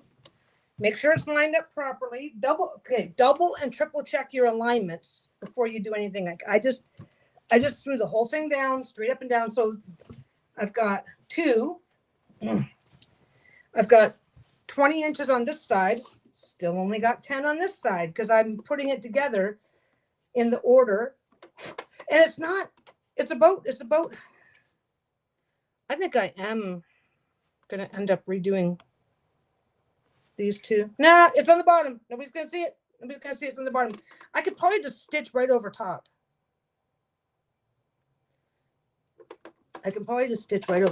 Man, I should have double checked against both. Well, then again, it's a pain in the ass to get both machines out. So oops, that's a tiny bit off.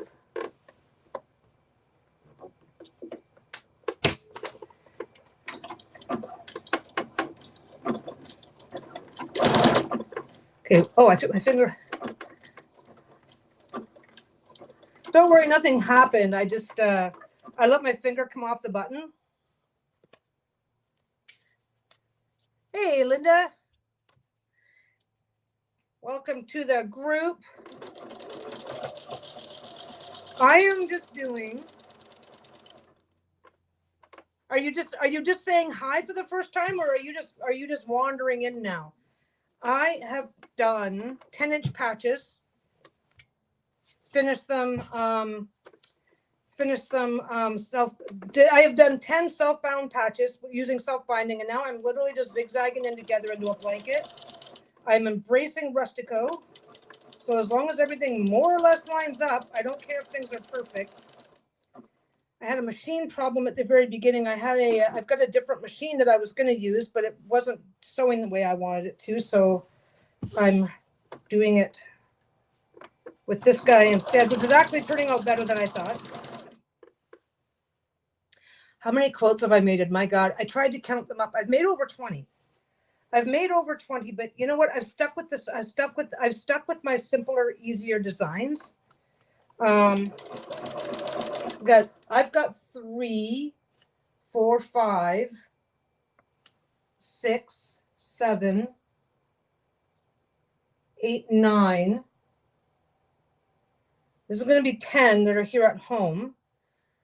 11, 12, 13, 14, 15, 16, 17. I've given away at least 3 or 4.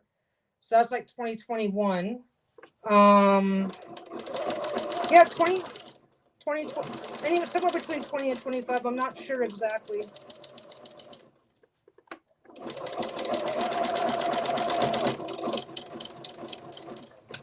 No, it's really funny. Like I said, I failed the sewing portion of home ec in high school for the simple fact that sewing clothes just never clicked for me. I've never clicked. See, this is my first time actually being able to show putting it together and stuff, because this is above the table. This has been a nice little, and it's funny because I already have the tablet, so this has just been a nice little upgrade to be able to put it on a thing that will keep it above. But first time for Linda being here. Well, this is my little bitty baby channel. I turn on the camera when I can so that I can chit chat, say hello. We all get to know each other. A lot of us are. Well, I think most of the people that wander in found me through tarot, just because my wife has a channel. We generally. I kind of like to point out what I'm doing as I'm doing it, for the benefit of anybody who is new to sewing or considering starting sewing, if they happen to wander by and looking for tips and ideas. And otherwise, we just talk about whatever comes to mind. Today's a little noisy. My other machine has a built-in walking foot, which was nicer and quieter, but this is the little add-on.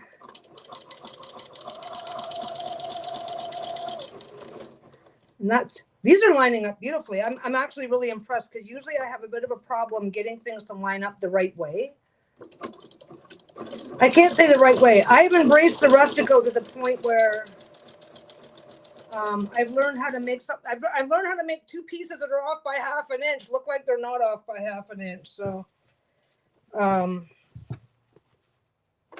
it's kind of interesting. This is really the first time that I've done like over 20 quilts, but I stick with the self-binding and all that stuff. So this is really the first time I've been able to really sit back and with doing the bags and stuff. This is the first time I've been able to really sit back and relax about looking into other techniques and ideas.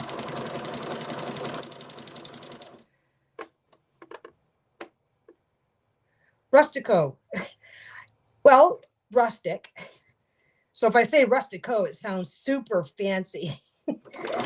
I've just really embraced the a finished quilt is better than no quilt. And as long as it's warm and I like it, I'm never going to win a contest. I'm way too impatient.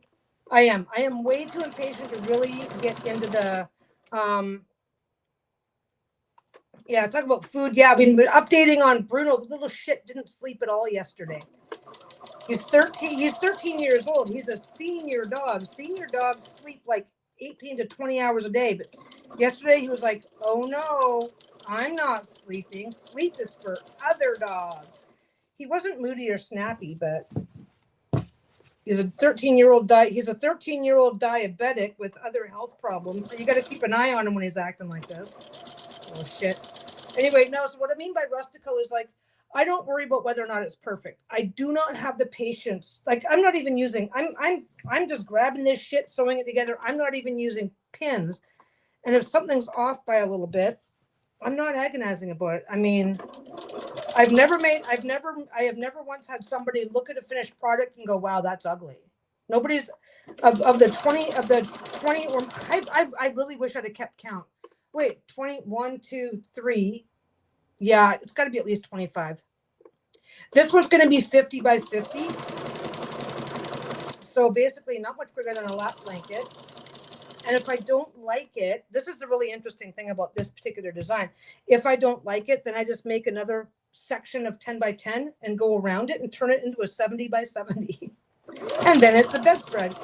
But no, I have always enjoyed the finished project. So if I'm embracing the rustico. I'm embracing the idea that not everything has to be perfect. Not everything has to be identically lined up. because I also use a lot of scrap. Like with me sewing the bags, with me doing bags, I've got so much leftover fabric from everything. This was all leftover. All of this was leftover fabric. All of this I'm using for the back, because I don't know if I'm going to call it leftover or not, but I got a really good deal on a case of what's called blenders. This is a blender where it's not solid orange. This isn't solid orange. It's got some variegation and variety. You know, it's all within the same range of orange. These are called blenders when they're not solids, right? I got an amazing deal on a case of blenders across a whole bunch of different colors, but this particular color just didn't work with anything. Didn't work with anything. Yeah. So this particular fabric didn't work with anything. It's like, I got a ton of this. What am I going to use it on? And it's like, well, I just got all these foxes and bears, and I've got all this other orange that I'm not using. So let's just use it all together. But yeah, I joke around about boho and rustic and rustico. It's like, it doesn't have to look perfect. It just has to, it's just got to keep you warm. It's got to be fun to make, fun to use, keep you warm. And that's the only rule that I have to follow. I'm still agonizing about that section though. Now that I'm looking at everything else, it's really obvious. It's going to be a big mess. Well, I don't know. Like, okay, so that section there, that was what I was doing before that. I got that one and that one done before these two done here, before I realized that the machine itself was the problem and not just needing a cleaning. I don't think, but this is also the bottom. I don't think it's going to matter. I do not think it's going to end up mattering, but look how much nicer above it. Look how much nicer that line is. That line is. I don't know if you, I don't know. My lighting is weird today and I don't know why, but look how much nicer and smooth all the other lines are. And these ones are a little heavier, but I think when it's washed, I think it won't matter. I think it will not matter, but yeah. You know what I could also do? No, it'll really be obvious. If I just put a zigzag over top, I think it'll really show. This is going to be easy enough to take out and redo. I just don't know if I want to redo it or not. It's going to be messy. I think that's the problem, is it's going to be a big mess. Yeah, well, this was a deal. This was, yeah, I don't, well, but okay, this is, yeah. This is now 60% done. I don't think anybody's gonna. You know what? If anybody notices, I can always fix it later. If it still looks like trash, I can fix it. That's all I have to worry about. I don't have to worry about what it's going to look like. Can I fix it? Oh yeah, well yes I can. Okay. Anyway.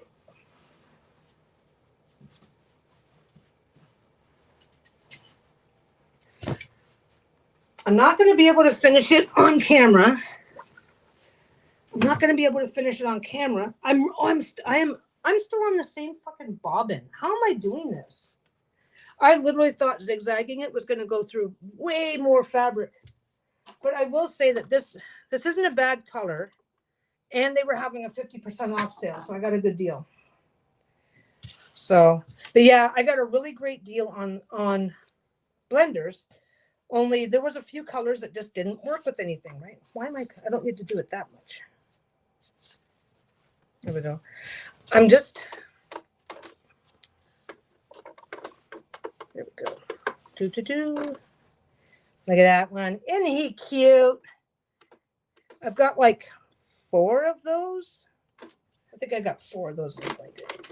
I do not know. Well, you know why? Because I was planning on doing 9mm, which is 30% more zigzag than this is turning out to be. And because I was going to do 9mm, the stitches had to be closer together, and I don't mind. I don't mind. I did not spend, okay, obviously I did buy the fabric. Yeah, I'm going to have orange thread for years. Actually, no, I'm not. This is going to work out fine because I've got the ugly blanket. So if I use that for the ugly blanket, because don't forget, I want the thread for the ugly blanket to be visible.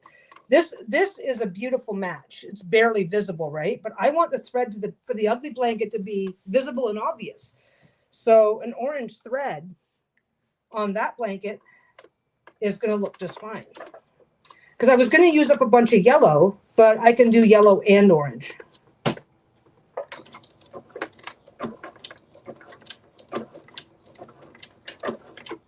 Come on.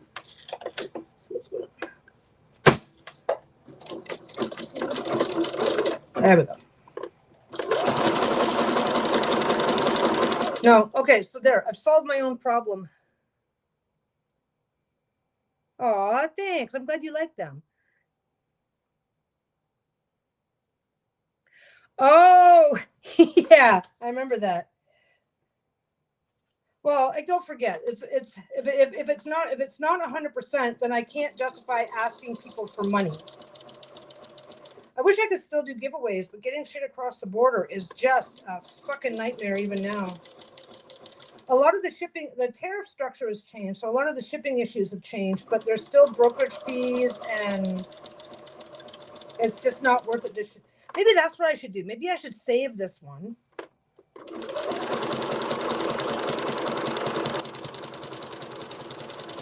Save this one and then do a giveaway, because there's some more stuff. I don't know what exactly is going to end up happening with the tariffs are concerned, but apparently there's the tariffs themselves might be getting dropped completely at some point. They're talking about. I don't know. Yes, Moira is in Canada.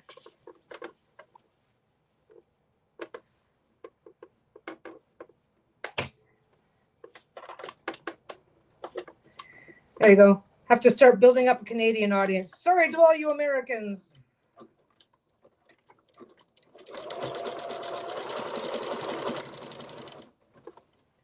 You know what, though? All I have to do is wash it. And then say it's only worth $10 because I'm just giving away a used blanket. I guess I can't, though. There's certain rules, and if you're caught breaking them, you can get into way more trouble than it's worth.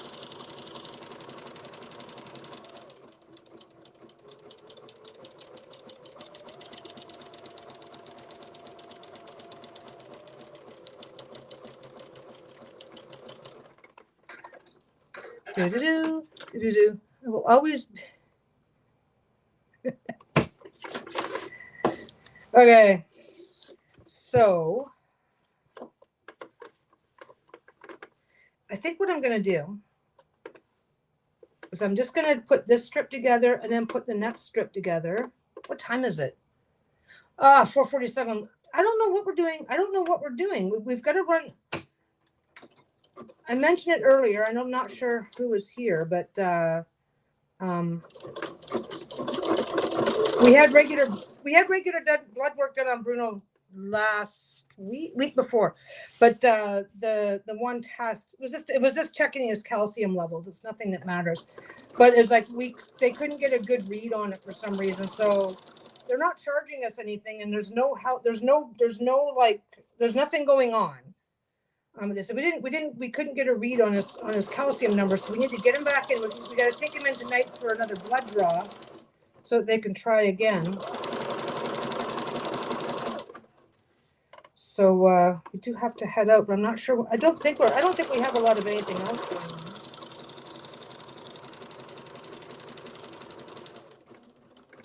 Maybe I will be able to get this done. That's 4 already on. La la la. Last one. I'm trying really carefully to do these in order and not get the order mixed up, because there really isn't that much of a variety on these. Bruno just turned 13. Like, I think Lisa has the exact day, but I think he literally just turned 13. Backstitch, not forward stitch. I think he literally just turned 13 a couple of days ago. Why are you not going back? It's really easy to not. Okay, it's really easy to not do anything right when you switch machines mid-project.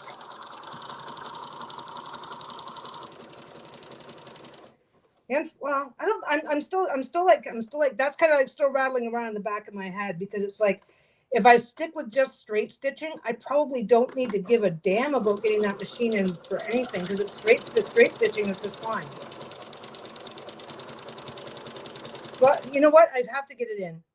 I don't have a choice. What the heck am I thinking? Because if I want the ugly quilt to work out, then I have to be able to zigzag. Well, I guess I'm going to be doing this machine anyway, but.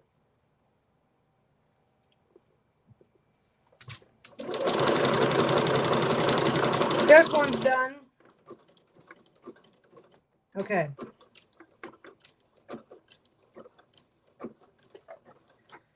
I'm not going to set myself up for failure here, so I am going to fill a new bobbin.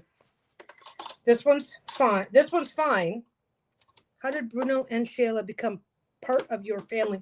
Well, Shayla, we found her running down the side of the road. And she wasn't full grown yet. She was maybe 6 months old. Nobody around. Near like, not in the industrial area, but near it. Like no, there we go. Sorry, I just got to double check. There we go. So we basically saw her running down the side of the road. We stopped. We stopped. We're like, oh my God, she ran right over. It's like, do you want a car ride? Hopped right in. And yeah, Shayla. Well, we usually spell it A-E, Shaela. But otherwise, but yeah, that's right. That's her name. Anyway, so she hopped in the car. That was that. We took her to a vet. We noticed that she was really, really, really skinny, even for a puppy. Took her to a vet, and the vet said, yeah, she's kind of suffering. She's got some definite long-term underfeeding issues going on. But she was clean. So it's like, so either somebody dropped her off or whatever, we don't know. So it's like, we're not going to try and find her owners because we don't, whoever can raise a dog and and she was also wearing a, I don't know if they're still popular. There used to be these little figure 8 harnesses that you could put on a dog. She was in one of those, and it was so tight that we almost had to cut it off of her because it was so tight that we managed to get it off of her, but she had permanent scarring in her like armpit area from it. So yeah, so that's how we got her. So she was the heart, but she was such a happy-go-lucky dog. She's like, hey, how you doing? Take me home. Super happy, always super happy. So that's how we ended up with her. And then Bruno was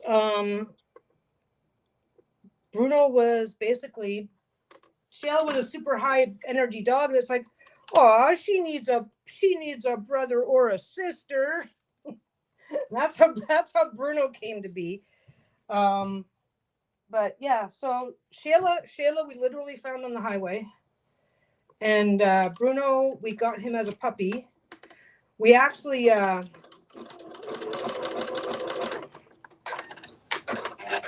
whenever I'm quilting, I always double check on a piece. Whenever I change thread or put new thread on or whatever, I always double check to make sure it's not nesting or doing anything all messed up. Bruno is okay. We don't know how to explain this without sounding insanely callous. So I'll tell you the story, but just remember that we're aware he's living his best fucking life all of a sudden. This is really weird. I don't think weird's probably not the fair way to express it, but once Bruno became a diabetic, Bruno and Shayla have always had, once Bruno became a diabetic, Shayla's, I always joke and call her my eating disorder puppy because she has always had food issues. Well, once Bruno became a diabetic, it's like, okay, so you've got one dog who doesn't really eat. Sometimes, like, she would, if you try to feed her something she doesn't like, she will just quietly not eat for days until she's throwing up and pretty much can't eat anymore. You know, he's like, oh, you just have to wait her out and then she'll start eating what you want her to eat. And it's like, no, she won't do that. We do think it might be her. We do think it might be her life before us because she was used to being underfed. She was used to being underfed to the point where it didn't bother her. Well, it doesn't, you know, feeling super hungry doesn't bother me. So if I don't like what I'm being served, I just don't have to eat it. It's whatever. Okay. I'm telling you the long, I'm telling you the long version of the story because I can. So anyway, so Bruno's a diabetic and is now on a special diet. Can only feed him twice. You know, you have to restrict his meat. You can only feed him twice a day, and you have to be careful on the treats, or it'll screw up his insulin. His sugar will get completely out of whack, and he'll die. Right? So we've got Bruno on a special diet, not by choice, and we can't fuck with it, not by choice. And then you've got, so him and Shayla have had completely incompatible eating habits. So we're constantly bugging her to eat while constantly yelling at him, leave it alone. That's for Shayla. Leave it alone. Leave it alone. So that went away. That stopped overnight. So now he's much more, I don't know how to describe this, but he's much less bothered when it comes to food because he's still on his diet, but there's no more clash. There's no more jealousy. There's no more. He was never jealous in a bad way. Him and Shayla got along great. I can tell that he misses her. Right? But something else that we didn't really notice. Okay, Bruno's got too bad. Both of Bruno's knees are fucked. Yeah, it's hard to be super strict with him, right? So their eating habits are completely incompatible, and the dice rolled not in Bruno's favor because diabetic dogs are quite often the sugar. They're just hungry all the time. So you've got this poor dog that's hungry all the time that isn't allowed to eat while you're trying to tempt the other one with all kinds of shit all the time, right? So again, Bruno's a very passive dog, so that part was fine. But you can tell when a dog feels like they're not being treated not fairly. I don't know. Imagine two toddlers, right? I mean, imagine parents of a diabetic toddler and they have another one who's not diabetic. It's got to be the same issue. Only you can't explain it to a dog. So he's a lot more comfortable and relaxed around food now, because there's no sense of, he doesn't feel like he's being punished when he's not getting any and stuff like that. And then Bruno's got really bad knees, so we have to be careful about letting him overdo it and stuff, which is fine. It is what it is. He has been that way most of his life. So that's fine. But what we didn't, so we were used to essentially under exercising them, which is fine. It is what it was. Right? But as Shayla started to get more and more uncomfortable, we would go outside. She would pee, turn around, start pulling to come back in the house. Perfectly normal stuff. And we're like, well, Bruno's got bad knees, and Shayla's like losing her shit because she wants to go inside because she's in pain, and we weren't recognizing how much. And she was 15. So her wants were kind of outranking his, especially once we started realizing she's uncomfortable. She's a little old lady now, whatever. So he wasn't getting exercise. He wasn't getting enough exercise. He wasn't getting the opportunities that he wanted to spend. So he's getting that now. If he wants to go wandering off, we don't have to worry about Shayla being in pain. He's physically smaller. If he overdoes it, we can carry him, right? Couldn't do that with Shayla. Anyway, so I don't know how to describe this, but like you can tell that he misses her.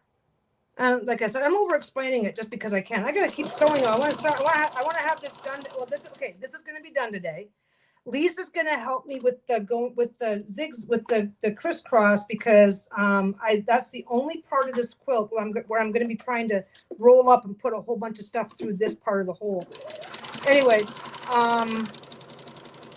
so yeah, there's been a lot of the little logistical changes have actually made him so much happier that even though and I can tell that he misses her. Every now and again, he kind of looks around as if he's like trying to find her, that sort of thing. But the logistical changes have worked out in his favor. Oh, we stopped taking him in the car. Bruno loves car rides. Shayla started getting car sick again because the discomfort on her arthritis was, the bouncing around in the car was really bad on her arthritis, and she was getting to the point where she was throwing up in the car, and she was just anxious the whole time. So he's missing out on car rides. So all the things that he loved, he wasn't getting the same way. Like, he loves treats and food and stuff like that, but he can also recognize that she's getting more and more often. So yeah, it's like, so a lot of things changed in ways that were very beneficial to Bruno's day-to-day reality. So he's doing amazingly well. It's crazy. We were prepared for a depressed puppy, and we got that for maybe the first day, but like when we go outside and he finds himself near one of her favorite pee spots, he'll stop. He'll sniff around like he's looking for a little bit. It's like, well, where is she? Like, why isn't she peed here? You don't know what he's thinking, but yeah, he's doing amazingly well, and he's loving life. Now, why did this? There we go. But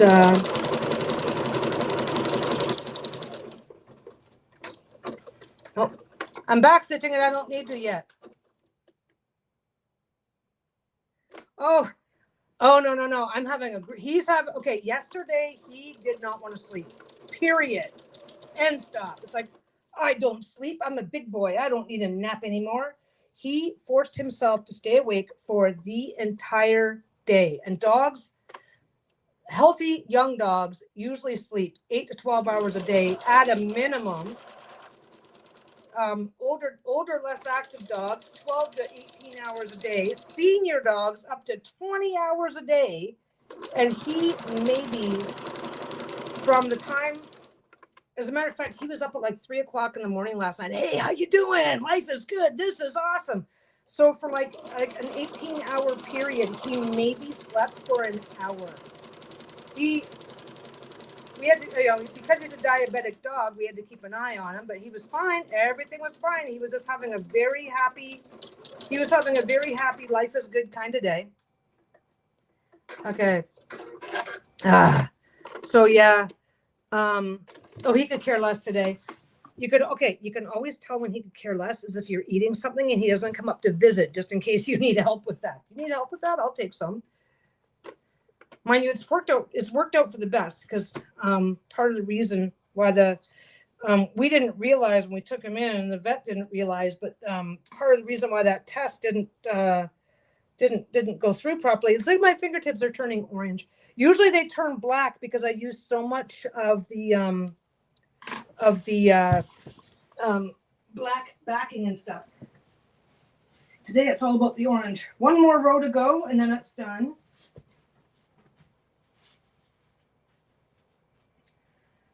Okay.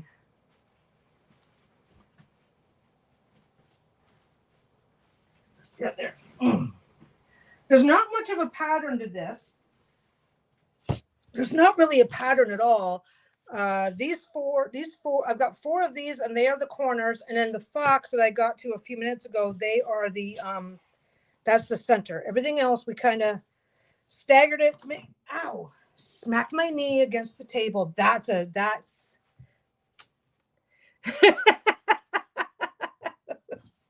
I think if I were to say that right now, where is he? It's time for a walk. Nope, dead to the world. He's done this before. It's honestly not that big of a deal. It's not that big of a deal. He's done it before. But usually when the last time he did this, we still had another dog for him to annoy on the day that it happened. So he's just like all over her going, hey, let's do this, let's do that. And she's like, no, leave me alone. But he's a diabetic dog. So whenever his behavior gets too far outside the ordinary, we just have to keep an eye on him. And he was fine. His blood sugar was fine. Everything was great. He was just really awake, and that was fine. And he was happy about that, and that was fine. But now today, he's like, I don't want to wake up. Lisa had to wake him up this morning. And again, he is intensely food motivated. So she had to wake him up this morning just to make him eat. And he really didn't want to. But he's been sleeping. It's fine. My God, what's my brain at? Okay, there we go. He'll be fine.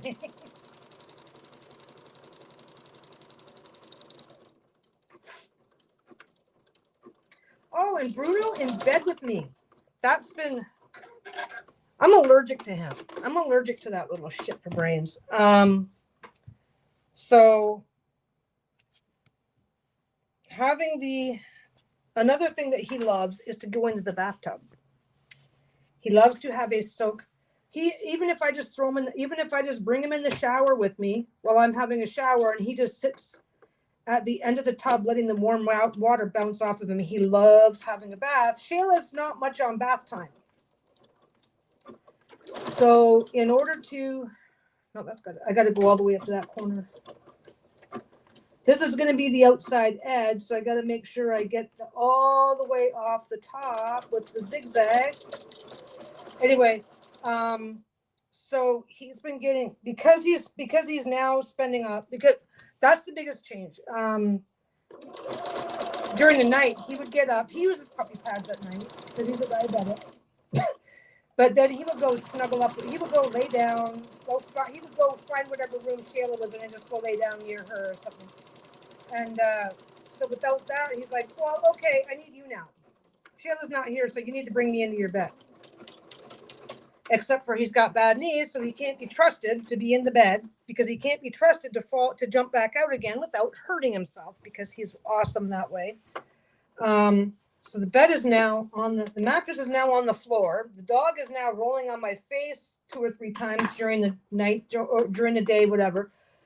Anyway, so the bath time, we're not bathing him. We're not using soap, but getting him into the tub on the regular is keeping all the normal allergen shit under control. So I'm not as allergic to him as I was 4 weeks ago, because we're able to put him into the tub now and get him all cleaned up. What happened there? This the right. Oh well, let's do that. One's a little longer than the other, so we're just gonna. There we go.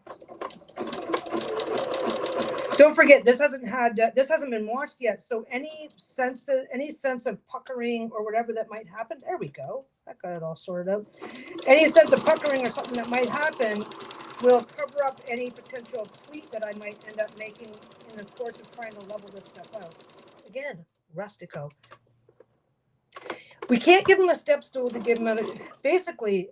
I know I've talked about it before, but I know not everybody's up to speed on it. But basically, he's got tremors now and muscle spasms. Like, he'll be walking and all of a sudden he's just staggering. He's okay. It doesn't seem to be. It does not seem to be causing him any pain. But his balance is such a mess that there's no way we could do that, because he's been standing. He'll stand on the couch. Like, we've got our couches in an L, right? And Lisa sits on one and I sit on the other. He'll be standing on the corner of the couch looking at me, and then all of a sudden he'll spasm and fall off the couch. It's only happened a couple times, but still. So we can't put in. His little legs shake and he can't see. Oh yeah, he's also blind in one eye now. But he couldn't be happier. He is doing. He is such a happy little boy. What's going on here? Oh, that's fine. He is a super happy little puppy. Don't forget, his idea. He doesn't play. He doesn't play with other dogs. Him and Shayla would roughhouse a little bit for a couple of minutes, and that was a big hard play session for him. If I hold him and go while I'm tickling his nose, that's a big rough play session for him. He's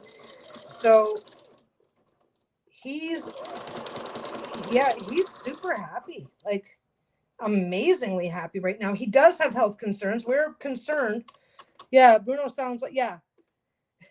Oh no, Okay, he's had, it's called patella luxation. Basically, his knees slip out of joint. He's had that since he was a puppy, but he's learned how to compensate for that. Surprisingly, he doesn't seem to have any, he probably it's almost a guarantee that he has a degree of chronic pain, but it's kind of like irritation. Like that's kind of what I have. I have chronic pain in my knee and my hip. But as long as I am not overdoing things, it's more of chronic annoyance rather than anything serious, right? That's why I don't work, so that it stays at the annoyance level and doesn't spike up to the worst kind. My wife must be busy doing stuff at work. Okay, last one. So again, line it up to make sure it's where I want it, then flip the whole thing around. You have to develop your own system and rituals to make sure that it's lining up the way that you want. Because the last thing I want to do is get distracted. The last thing I want to do is get distracted and put this on the bottom, or to turn this one upside down.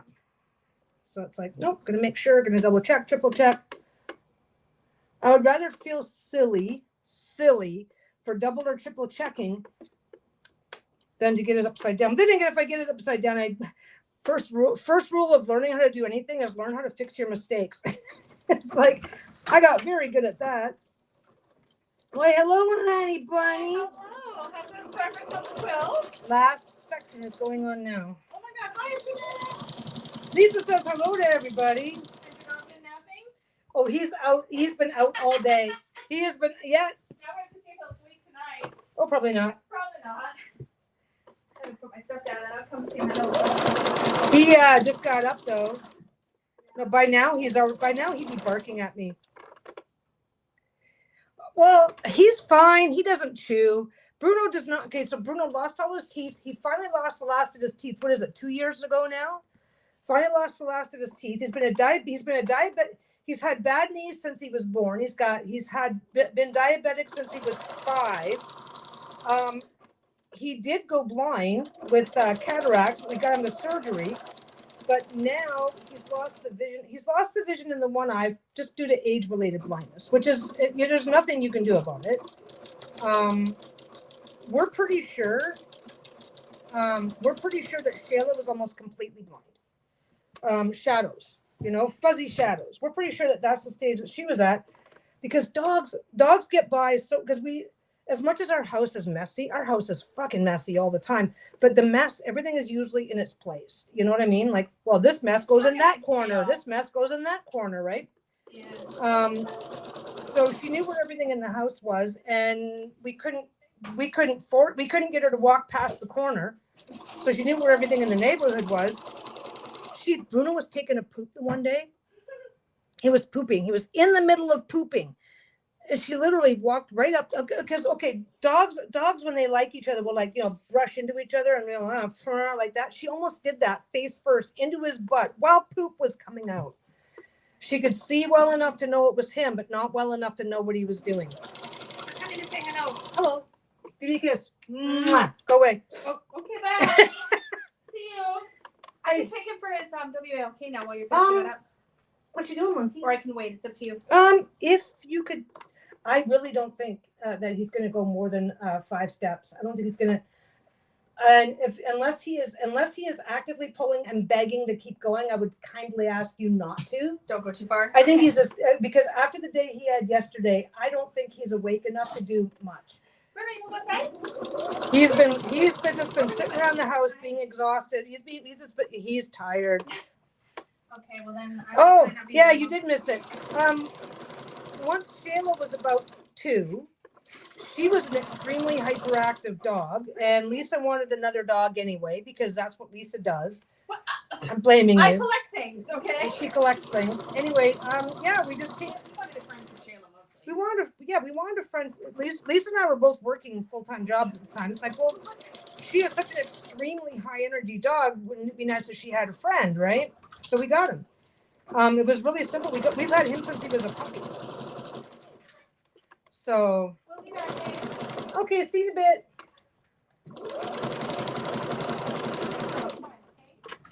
But so he came to us through the usual means.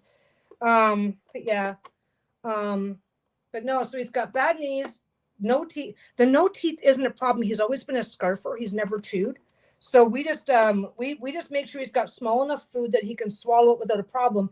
And we put a little bit of water. Dogs that scarf their food can end up with esophageal scarring. They can end up with all sorts of really fucked up health problems over time. We had a friend who went through that with their dog. Like, by the end, that dog she was grinding it up and feeding it to her a teaspoon at a time. But yeah, anyway, that's a whole other story about somebody else's dog. So, but yeah, so we just make sure we make sure that his kibble's small, that it's in smaller pieces that he can swallow without an issue. And we just we soak his food in a little water for a few minutes before we give it to him. Never had a problem. Yeah, he was never a big chewer. Never. That was part of that. That was okay. Diabetic dogs losing their teeth is like, if you have a diabetic dog that doesn't lose teeth, you've won the lottery. Diabetic dogs lose their teeth, and most of them lose all of their teeth in very short order. And Bruno managed to keep. Bruno didn't finally lose the last of his teeth until he was 11, so he did pretty good. But yeah, so bad knees, the no teeth has not slowed him down. The cataracts, we got the cataracts fixed, and now it's age-related blindness. So he's basically blind in the one eye. But like you said, we thought after that poop incident, it's like Shayla doesn't see much. She just sees she sees a fuzzy brown patch. Oh, that's Bruno, right? Obviously, sees enough to recognize him, but can't tell if he's pooping or not. So, and yes, we caught her in time, and yes, she did not get poop in her face, because she also had she was part Papillon Shih Tzu cross, and Shih Tzus have the big googly eyes, so her having a tendency towards the doggy version of pink eye, that could have been a big problem if she'd actually gotten to him. Last little bit, we're almost done. Time to talk about the blanket again. Anyway, Lisa's gonna, okay, so this is done. All I'm doing, well, I'll hold it up in just a split second here. But yeah, we actually found him on Craigslist. Because don't forget, Bruno's 13 years old. 13 years ago on Craigslist, you could rehome your pets. So the person was in a hurry. They said we're going out of the country, and there's absolutely no way we could take this puppy with us. And they said if you we're gonna have to come on, what you doing? Come back. It's like if nobody wants them, that's fine. The SPC's forget what they call it here, to be honest. The Canadian version of the SPCA will have no problem finding him a home, but we kind of suspect after the fact, the patella luxation, the knee issues, you can find out about that on a vet can check for that, because when we got him, she had mentioned, like, yeah, the original person that, because she was a breeder, she had the original buyer backed out, and it's like we didn't realize this till after the fact, but if they take him in for X-rays and find out he's got patella luxation, a buyer looking for a purebred is almost always going to back out, apparently. But that doesn't matter, because we have him, and we gave him a lovely. Come on, back up.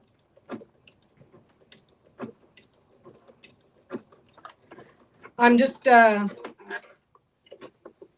this piece here. There's nothing going on this piece here. I just didn't stitch all the way to the end, and there was a couple spaces left. Okay, so let's back this up. So this is finished, except for that one. Except for what I'm thinking of it as a safety stitch. Let's get this out of here.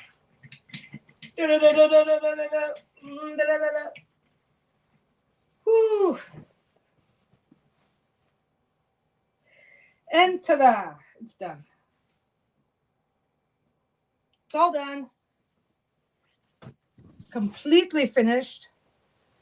Fox in the center.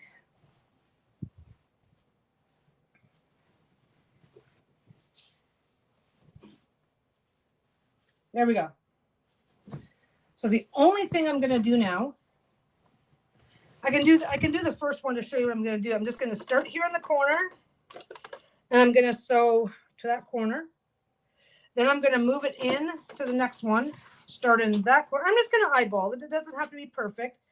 I'm going to start in that corner, and I'm going to go all the way through to this corner. So I'm going to go right across there. I'm going to do it all the way across the whole thing. Then I'm going to come back and do it in the other direction. So I've got to crisscross through everything. And then that's going to be it. And I'm going to be done. Yeah, I like this one. This is nice. This is there. Well, it's the right size for, yeah, and my fox is in the middle. You see, I've got these 4 in the corners. Now, if I decide, if for some reason I decide I want it bigger, I've got 2 advantages here, okay? Something happened. Let's play the something happened game. Something happened, and this one here gets completely messed up, right? Zigzag stitches are easy to cut. I'm not going to cut them, but I'm not even going to be able to, there we go. Zigzag stitches are easy to cut because these are tiny, right? So you just get right into the zigzag and just go, pops right out. So you just take that out, get a 10-inch square, get a 10-inch square, make your complete 10-inch block, set it in there. You would want to pin it, right? I know. This is the thing. I'm still debating on this. I can wash it and get it puffy cozy without doing a stitch, right? But if anything shifts into a way I don't like, I think I should take a chance. To be perfectly honest, I should take a chance on that. Because if it puffs in a way that I don't like, I can always deal with it later. Because you know what I can do?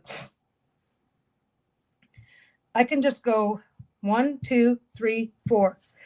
There's a process called tying. I put my sample through. Where's my sample? I put my sample through, and that's what it looks. That's what it looked like. There's still lint on it because of the way I put my sample through. That's what it turned out like. So, because I do like, most people do 1/4-inch seams. I do not, because I really like this look. Because I am intentionally I'm not going to try and win a contest with this quilt. I am intentionally avoiding perfection, if that makes sense. And I really like this puffy look that it gets, this puffy, cuddly look. Now I do my seams about 3/8 of an inch, which is bigger, about 1/4 of an inch bigger. Well, 3/8. 4/8 is 1/2 an inch. Okay, so I do my quilts. I do my seams a lot wider than most people. I washed this one I just threw it in the wash as is. I did nothing special. So it's got that nice puffy look, right? But all these seams, beautiful. Nothing came out. And this batting, this type of batting, if you throw this type of batting in the wash, if I were to just throw this in the wash, if I were to do this and just throw it in the wash, this would all break apart. Not break apart, but it would slump, and it could start breaking apart very easily. But this is a polyester stuff. This is lightweight. This is a lot lighter, which is why I chose it. This stuff doesn't break apart in the wash. As long as you've sewn into it, which I have all the way around, it's not going to do anything. And I don't know how to describe this, but you get your fabric on it, it sticks. It helps hold itself. It holds itself in place. Anyway, I'm babbling.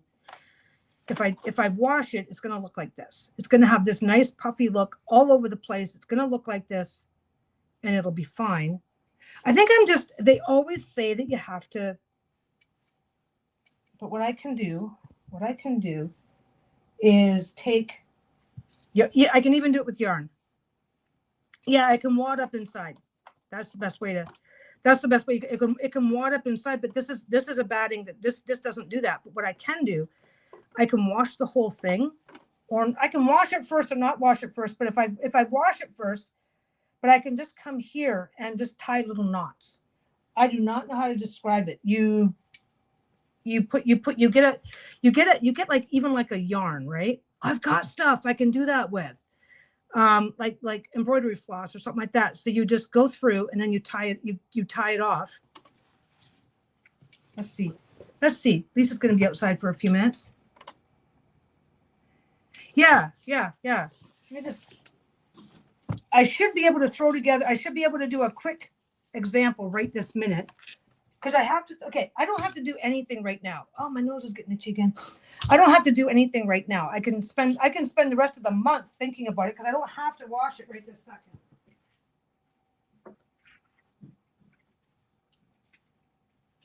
I think it's down here. There it is. Is that it? That's too thick.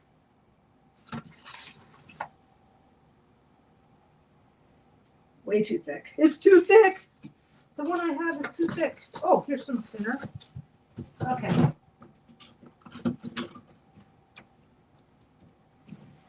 Okay.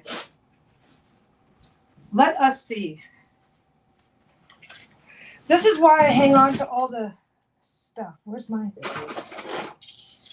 This is why I hang on to all the stuff on the off chance that I might want to use it. Okay, which one would I use? I guess I would have to use, I've only got a little bit to choose from. The blue, I think I'll try the purple. Let's see what happens. Let's see if, because this is embroidery thread. And I don't think I even trust it to stay tied. I will say a lot of, I know Lisa's got some. Is this even going to go? This is not going to go through, I don't think. This will not go through. This is not going to go through. It's not going to work. Let's see if I have anything thinner.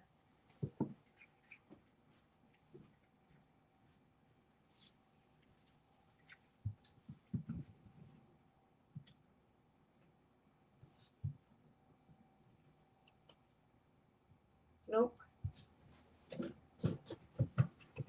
Nope.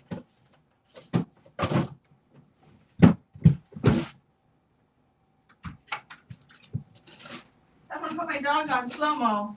Huh? Someone put my dog on slow-mo. Put your dog on. Oh yeah, he's. We didn't go far at all. He just was Hey, bowing you know that schmancy yarn you have for your little tiny figurine things?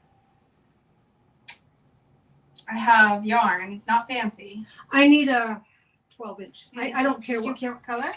I don't care what color. Okay. I don't care at all. Unfortunately, my wife is a good sport because she has no idea what I'm talking about or why I'm talking about it. Yeah, embroidery fly, not dental. Well, that was an embroidery. I'm not sure what that was. I'll have to double check. Or do you have embroidery floss?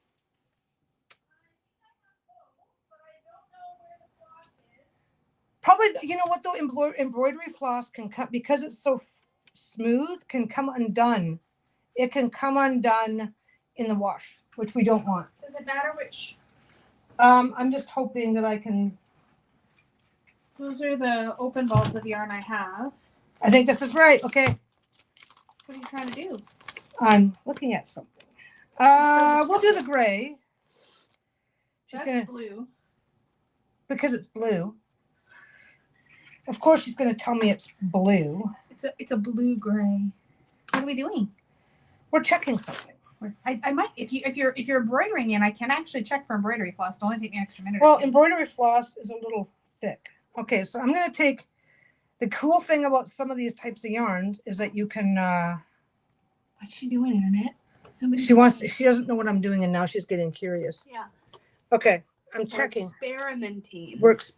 We use experimenting. Okay. I like that Moira's like embroidery, not dental floss. This is a good. Yeah. Distinction. Well, you know. I'm sure I do. Moira knows me and say, Peggy. I'm pretty sure I do an embroidery floss somewhere. Embroidery might be too. It's got to be something that can be washed without untangling itself. Okay, so I've got two. Good luck threading that needle. It'll be fine. Oh, Yeah, I don't need luck. You know why I don't need luck? Why don't you need? Oh, because you've got it. Because I'm better than you. Okay. She's just in there going, yeah, whatever, bitch. I just didn't have a bitch part. Where's my stuffs? Well, this does not make me happy. I literally have like 10 needle threaders laying around. There they are. There's my needle threader. Okay, so this is 5-strand. Yeah, I'm gonna pay for that comment later. We know I'm gonna pay for that comment later. Okay. This is 5 strands. I peeled out 2, left 3 behind. Okay. So I'm going to put it, this is a needle spreader, and this doesn't look like much.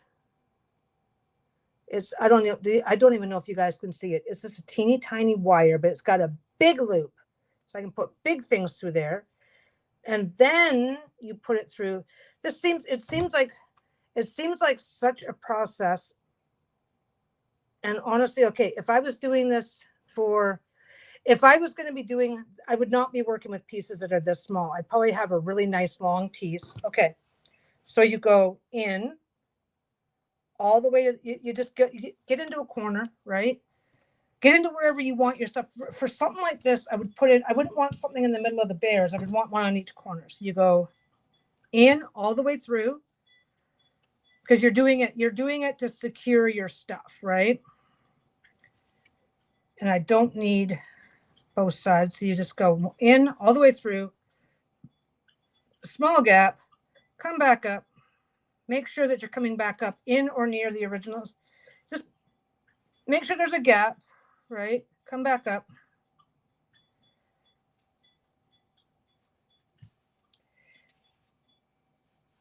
Cut it. Tie it. Make a knot. Done. And then you can decide in advance how long you want them, and you're good to go.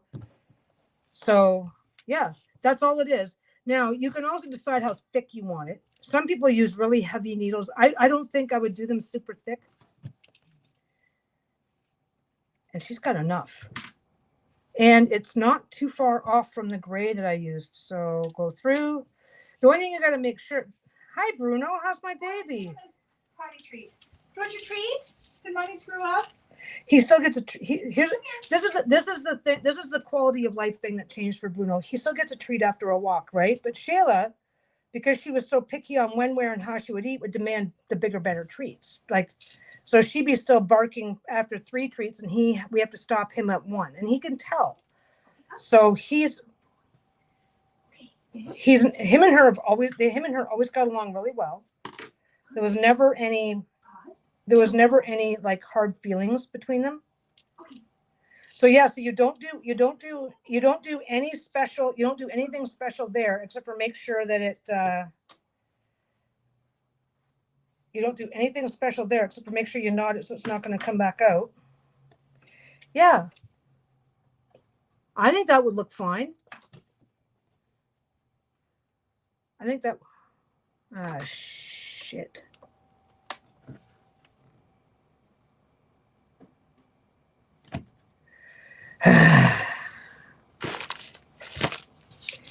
I thought I put my needle threader back.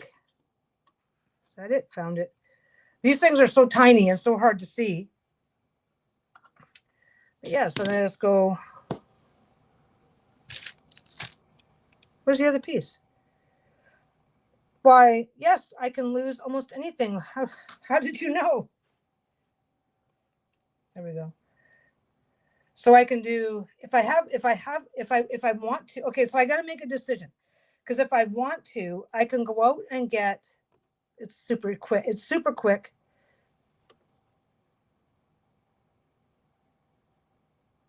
Yeah, I can, back of block. I'm not sure what you mean. Yeah.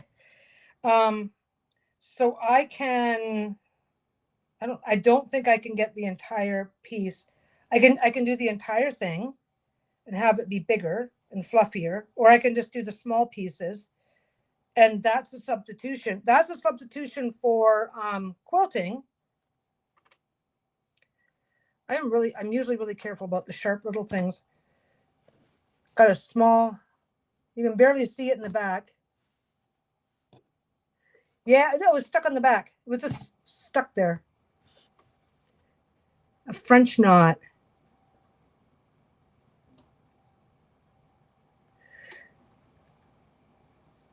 I can't remember what a French knot is. All I know is that it's super easy just to go through, use a small amount. Over time, this will fray out. But yeah, I could go. Okay, the blanket's done, right? I don't have to do anything else to it just yet. It is completely finished, but I'm gonna lay it on top because from your perspective, you guys aren't gonna see, it's not gonna look that different to you guys to just lay it there. Let's just lay a couple pieces down. Just lay them down nicely. So I could do I could zip over to the store, whatever, and get it heavier and have heavier knots coming out and cut them to whatever length. Or I could split the thread. Like I said, you just give it a little whatever and you go, oh, okay, it's got 3 strands that are then twisted. This is a 5-strand yarn. It's got 5 strands that are twisted together. This piece has 3. So I just grab the one I don't want, take it off, use 2 or use 1. So I can make them as thin or as thick as I'd like. Then I can just get a different needle. Yeah, I'm kind of thinking that if I'm going to do it, I should do it heavier and longer. I like this type of yarn. I think embroidery floss is I think if I use embroidery floss, and I just put one at the corner of each thing, and I can do that before. I can wash it and then do it. I can do it and then wash it. I don't have to be in any particular hurry over any particular order. But yeah, super easy to do. I could use it while I'm snuggling with it. I think I'm gonna like heavier because over time in washing, these will unravel. Let's see.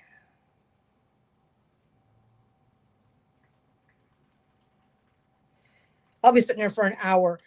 Over time in a few washings, these will unravel and look actually really poofy. Yeah, French knot. Oh, hey, did you see the question I texted to you about how to get ink out of cloth? Yep, I responded. Oh, I never saw the response. Short answer is I don't know. Oh, I thought you knew. I thought you had some ideas. It depends on if it's water or alcohol based, and then sometimes you can do it with either water or alcohol. If it's water. Oh, okay. You have to know what it's made of. You have to know what it might depend on what kind of ink, since some are alcohol based and some are water based. So if you don't know what if you don't know what type of ink it is, then it's hard to know what to clean it with.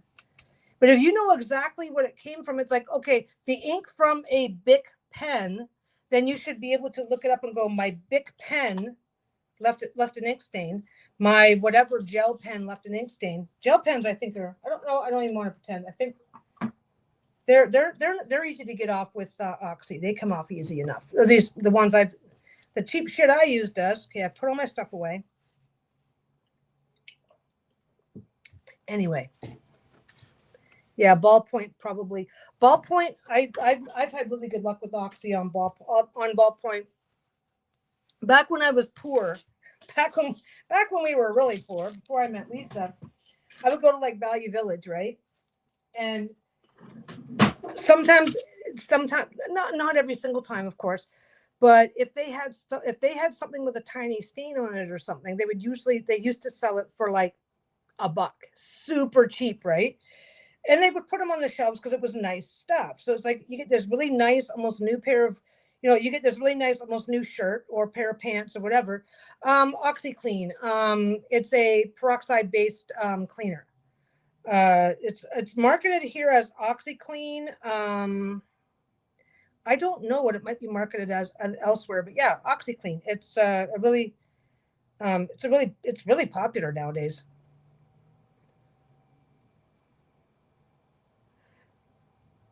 Hand sanitizer, yeah, gloop it on the spot. Can also depend on how old it is. But yeah, I used to go to Value Village or whatever local thrift store. I don't think we had a Value Village in my hometown. Anyway, if something had a small stain on it, they'd still offer it for sale for super, super cheap prices. We had a lot of factories.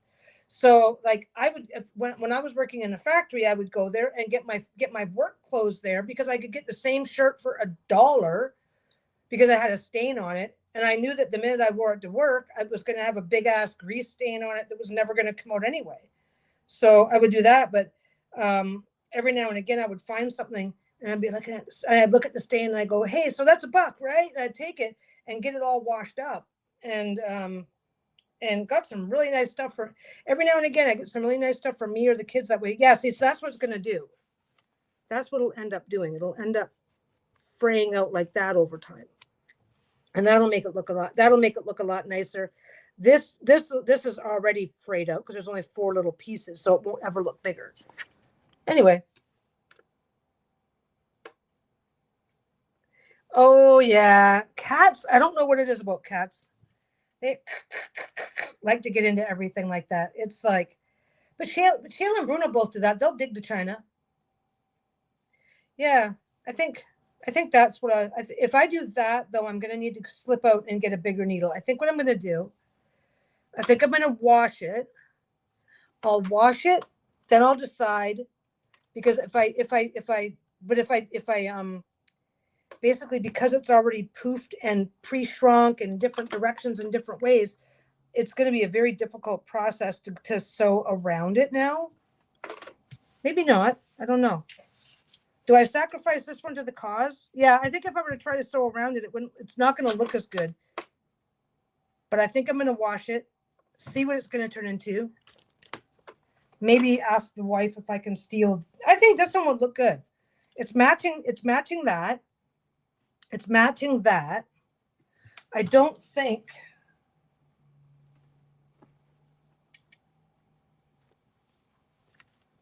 Well, no, it's kind of matching the trees and some of the background stuff. It'll be really visible on something. I don't think it matters. I don't think it'll matter. Okay, I think I'm gonna, oh, that's coming out the wrong end. Okay, it's not coming out the wrong end. But this is one of those ones that comes out from the middle. So if you end up taking it off from the outside, you're going to have a problem. Come on. There's a poof there. Here we go. La la la la la la la la la. Anyway, it is, oh my God, how long I've only been on for almost 3 hours. It's fine. I think I might, I don't know, not everything's, actually, let's take a second look here. Almost everything has black on it because there's bears everywhere.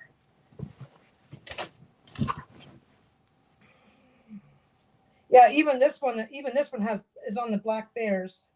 I am just really happy with how this turned out. I am really happy with how this turned out. Now I have to go wash it. I think if I do the crisscross, which can be a really, really good idea, but I think if I do that, then adding the little tassels later is going to be overkill in a way that I might not like. But I think maybe doing black. Something else I can do.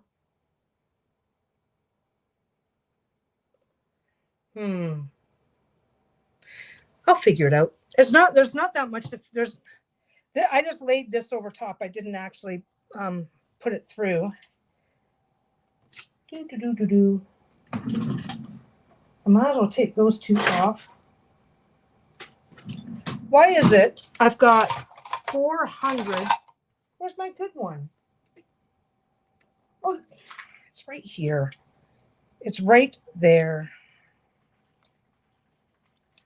See, that's going to be great. If I decide to replace the sewing on those 2 pieces, if I decide that I can't cope, then I can just get this off.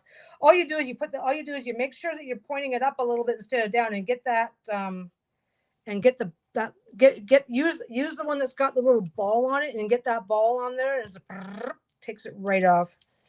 Anyway, I'm going to take this off because I can put it back. I can put it back on later, but I think if I put it back on, I think I'll want it thicker. But yeah, look how tiny. Actually, I guess there's not much to see here because I would be putting a thicker one on, but there we go. Yeah, okay, so that's a thought. I think black would be best. I think the black would work the best because everything is so dark. And the black would fit the most. But anyway, so you guys, so once the actual squares were done, and considering how I talk, this wasn't bad. This was not bad and didn't take hardly any time to get it all zigzagged together, and it's done. It just needs a wash. It needs, actually, I don't have any fabric softener, so I need to go get some. I like to do the first wash using a halfway decent fabric softener just to do the thing. After that, anything goes, but the first wash. So yeah, so this is done, guys. This is done, and I'm happy. Thanks for hanging out with me. I better get going because we've got stuff to sort out because he's got his appointment. And I will see you guys on the next one. I don't know what I'm going to be doing next week. I've got some glow in the I've got some glow in the dark fabric, and I've got enough of it for two. This is a little bag. That's cute. I've got enough. I've got glow in the dark fabric. I've got enough to make two different quilts. And I think I'm going to do one as quilt as you go, but I think the other one I'm going to do a flimsy and do proper quilting for a change just to be different. So we'll see how that goes. But in the meantime, I'm going to get going. You guys have a great weekend. We're going to get some stuff done. I'm going to make the final decision. If I'm going to sew, I have to do that before washing. And if I'm going to sew the crisscrosses, I have to do it before washing it. If I'm going to rely on other solutions, then it doesn't matter. But anyway, I'm going to go because I said it 45. Yeah, proper quilting. I haven't done that in like forever. Okay. I've said it like 16 times now? The 30-minute goodbye. Anyway, I'm going to get going. You guys have a great weekend and I will see you soon. Bye.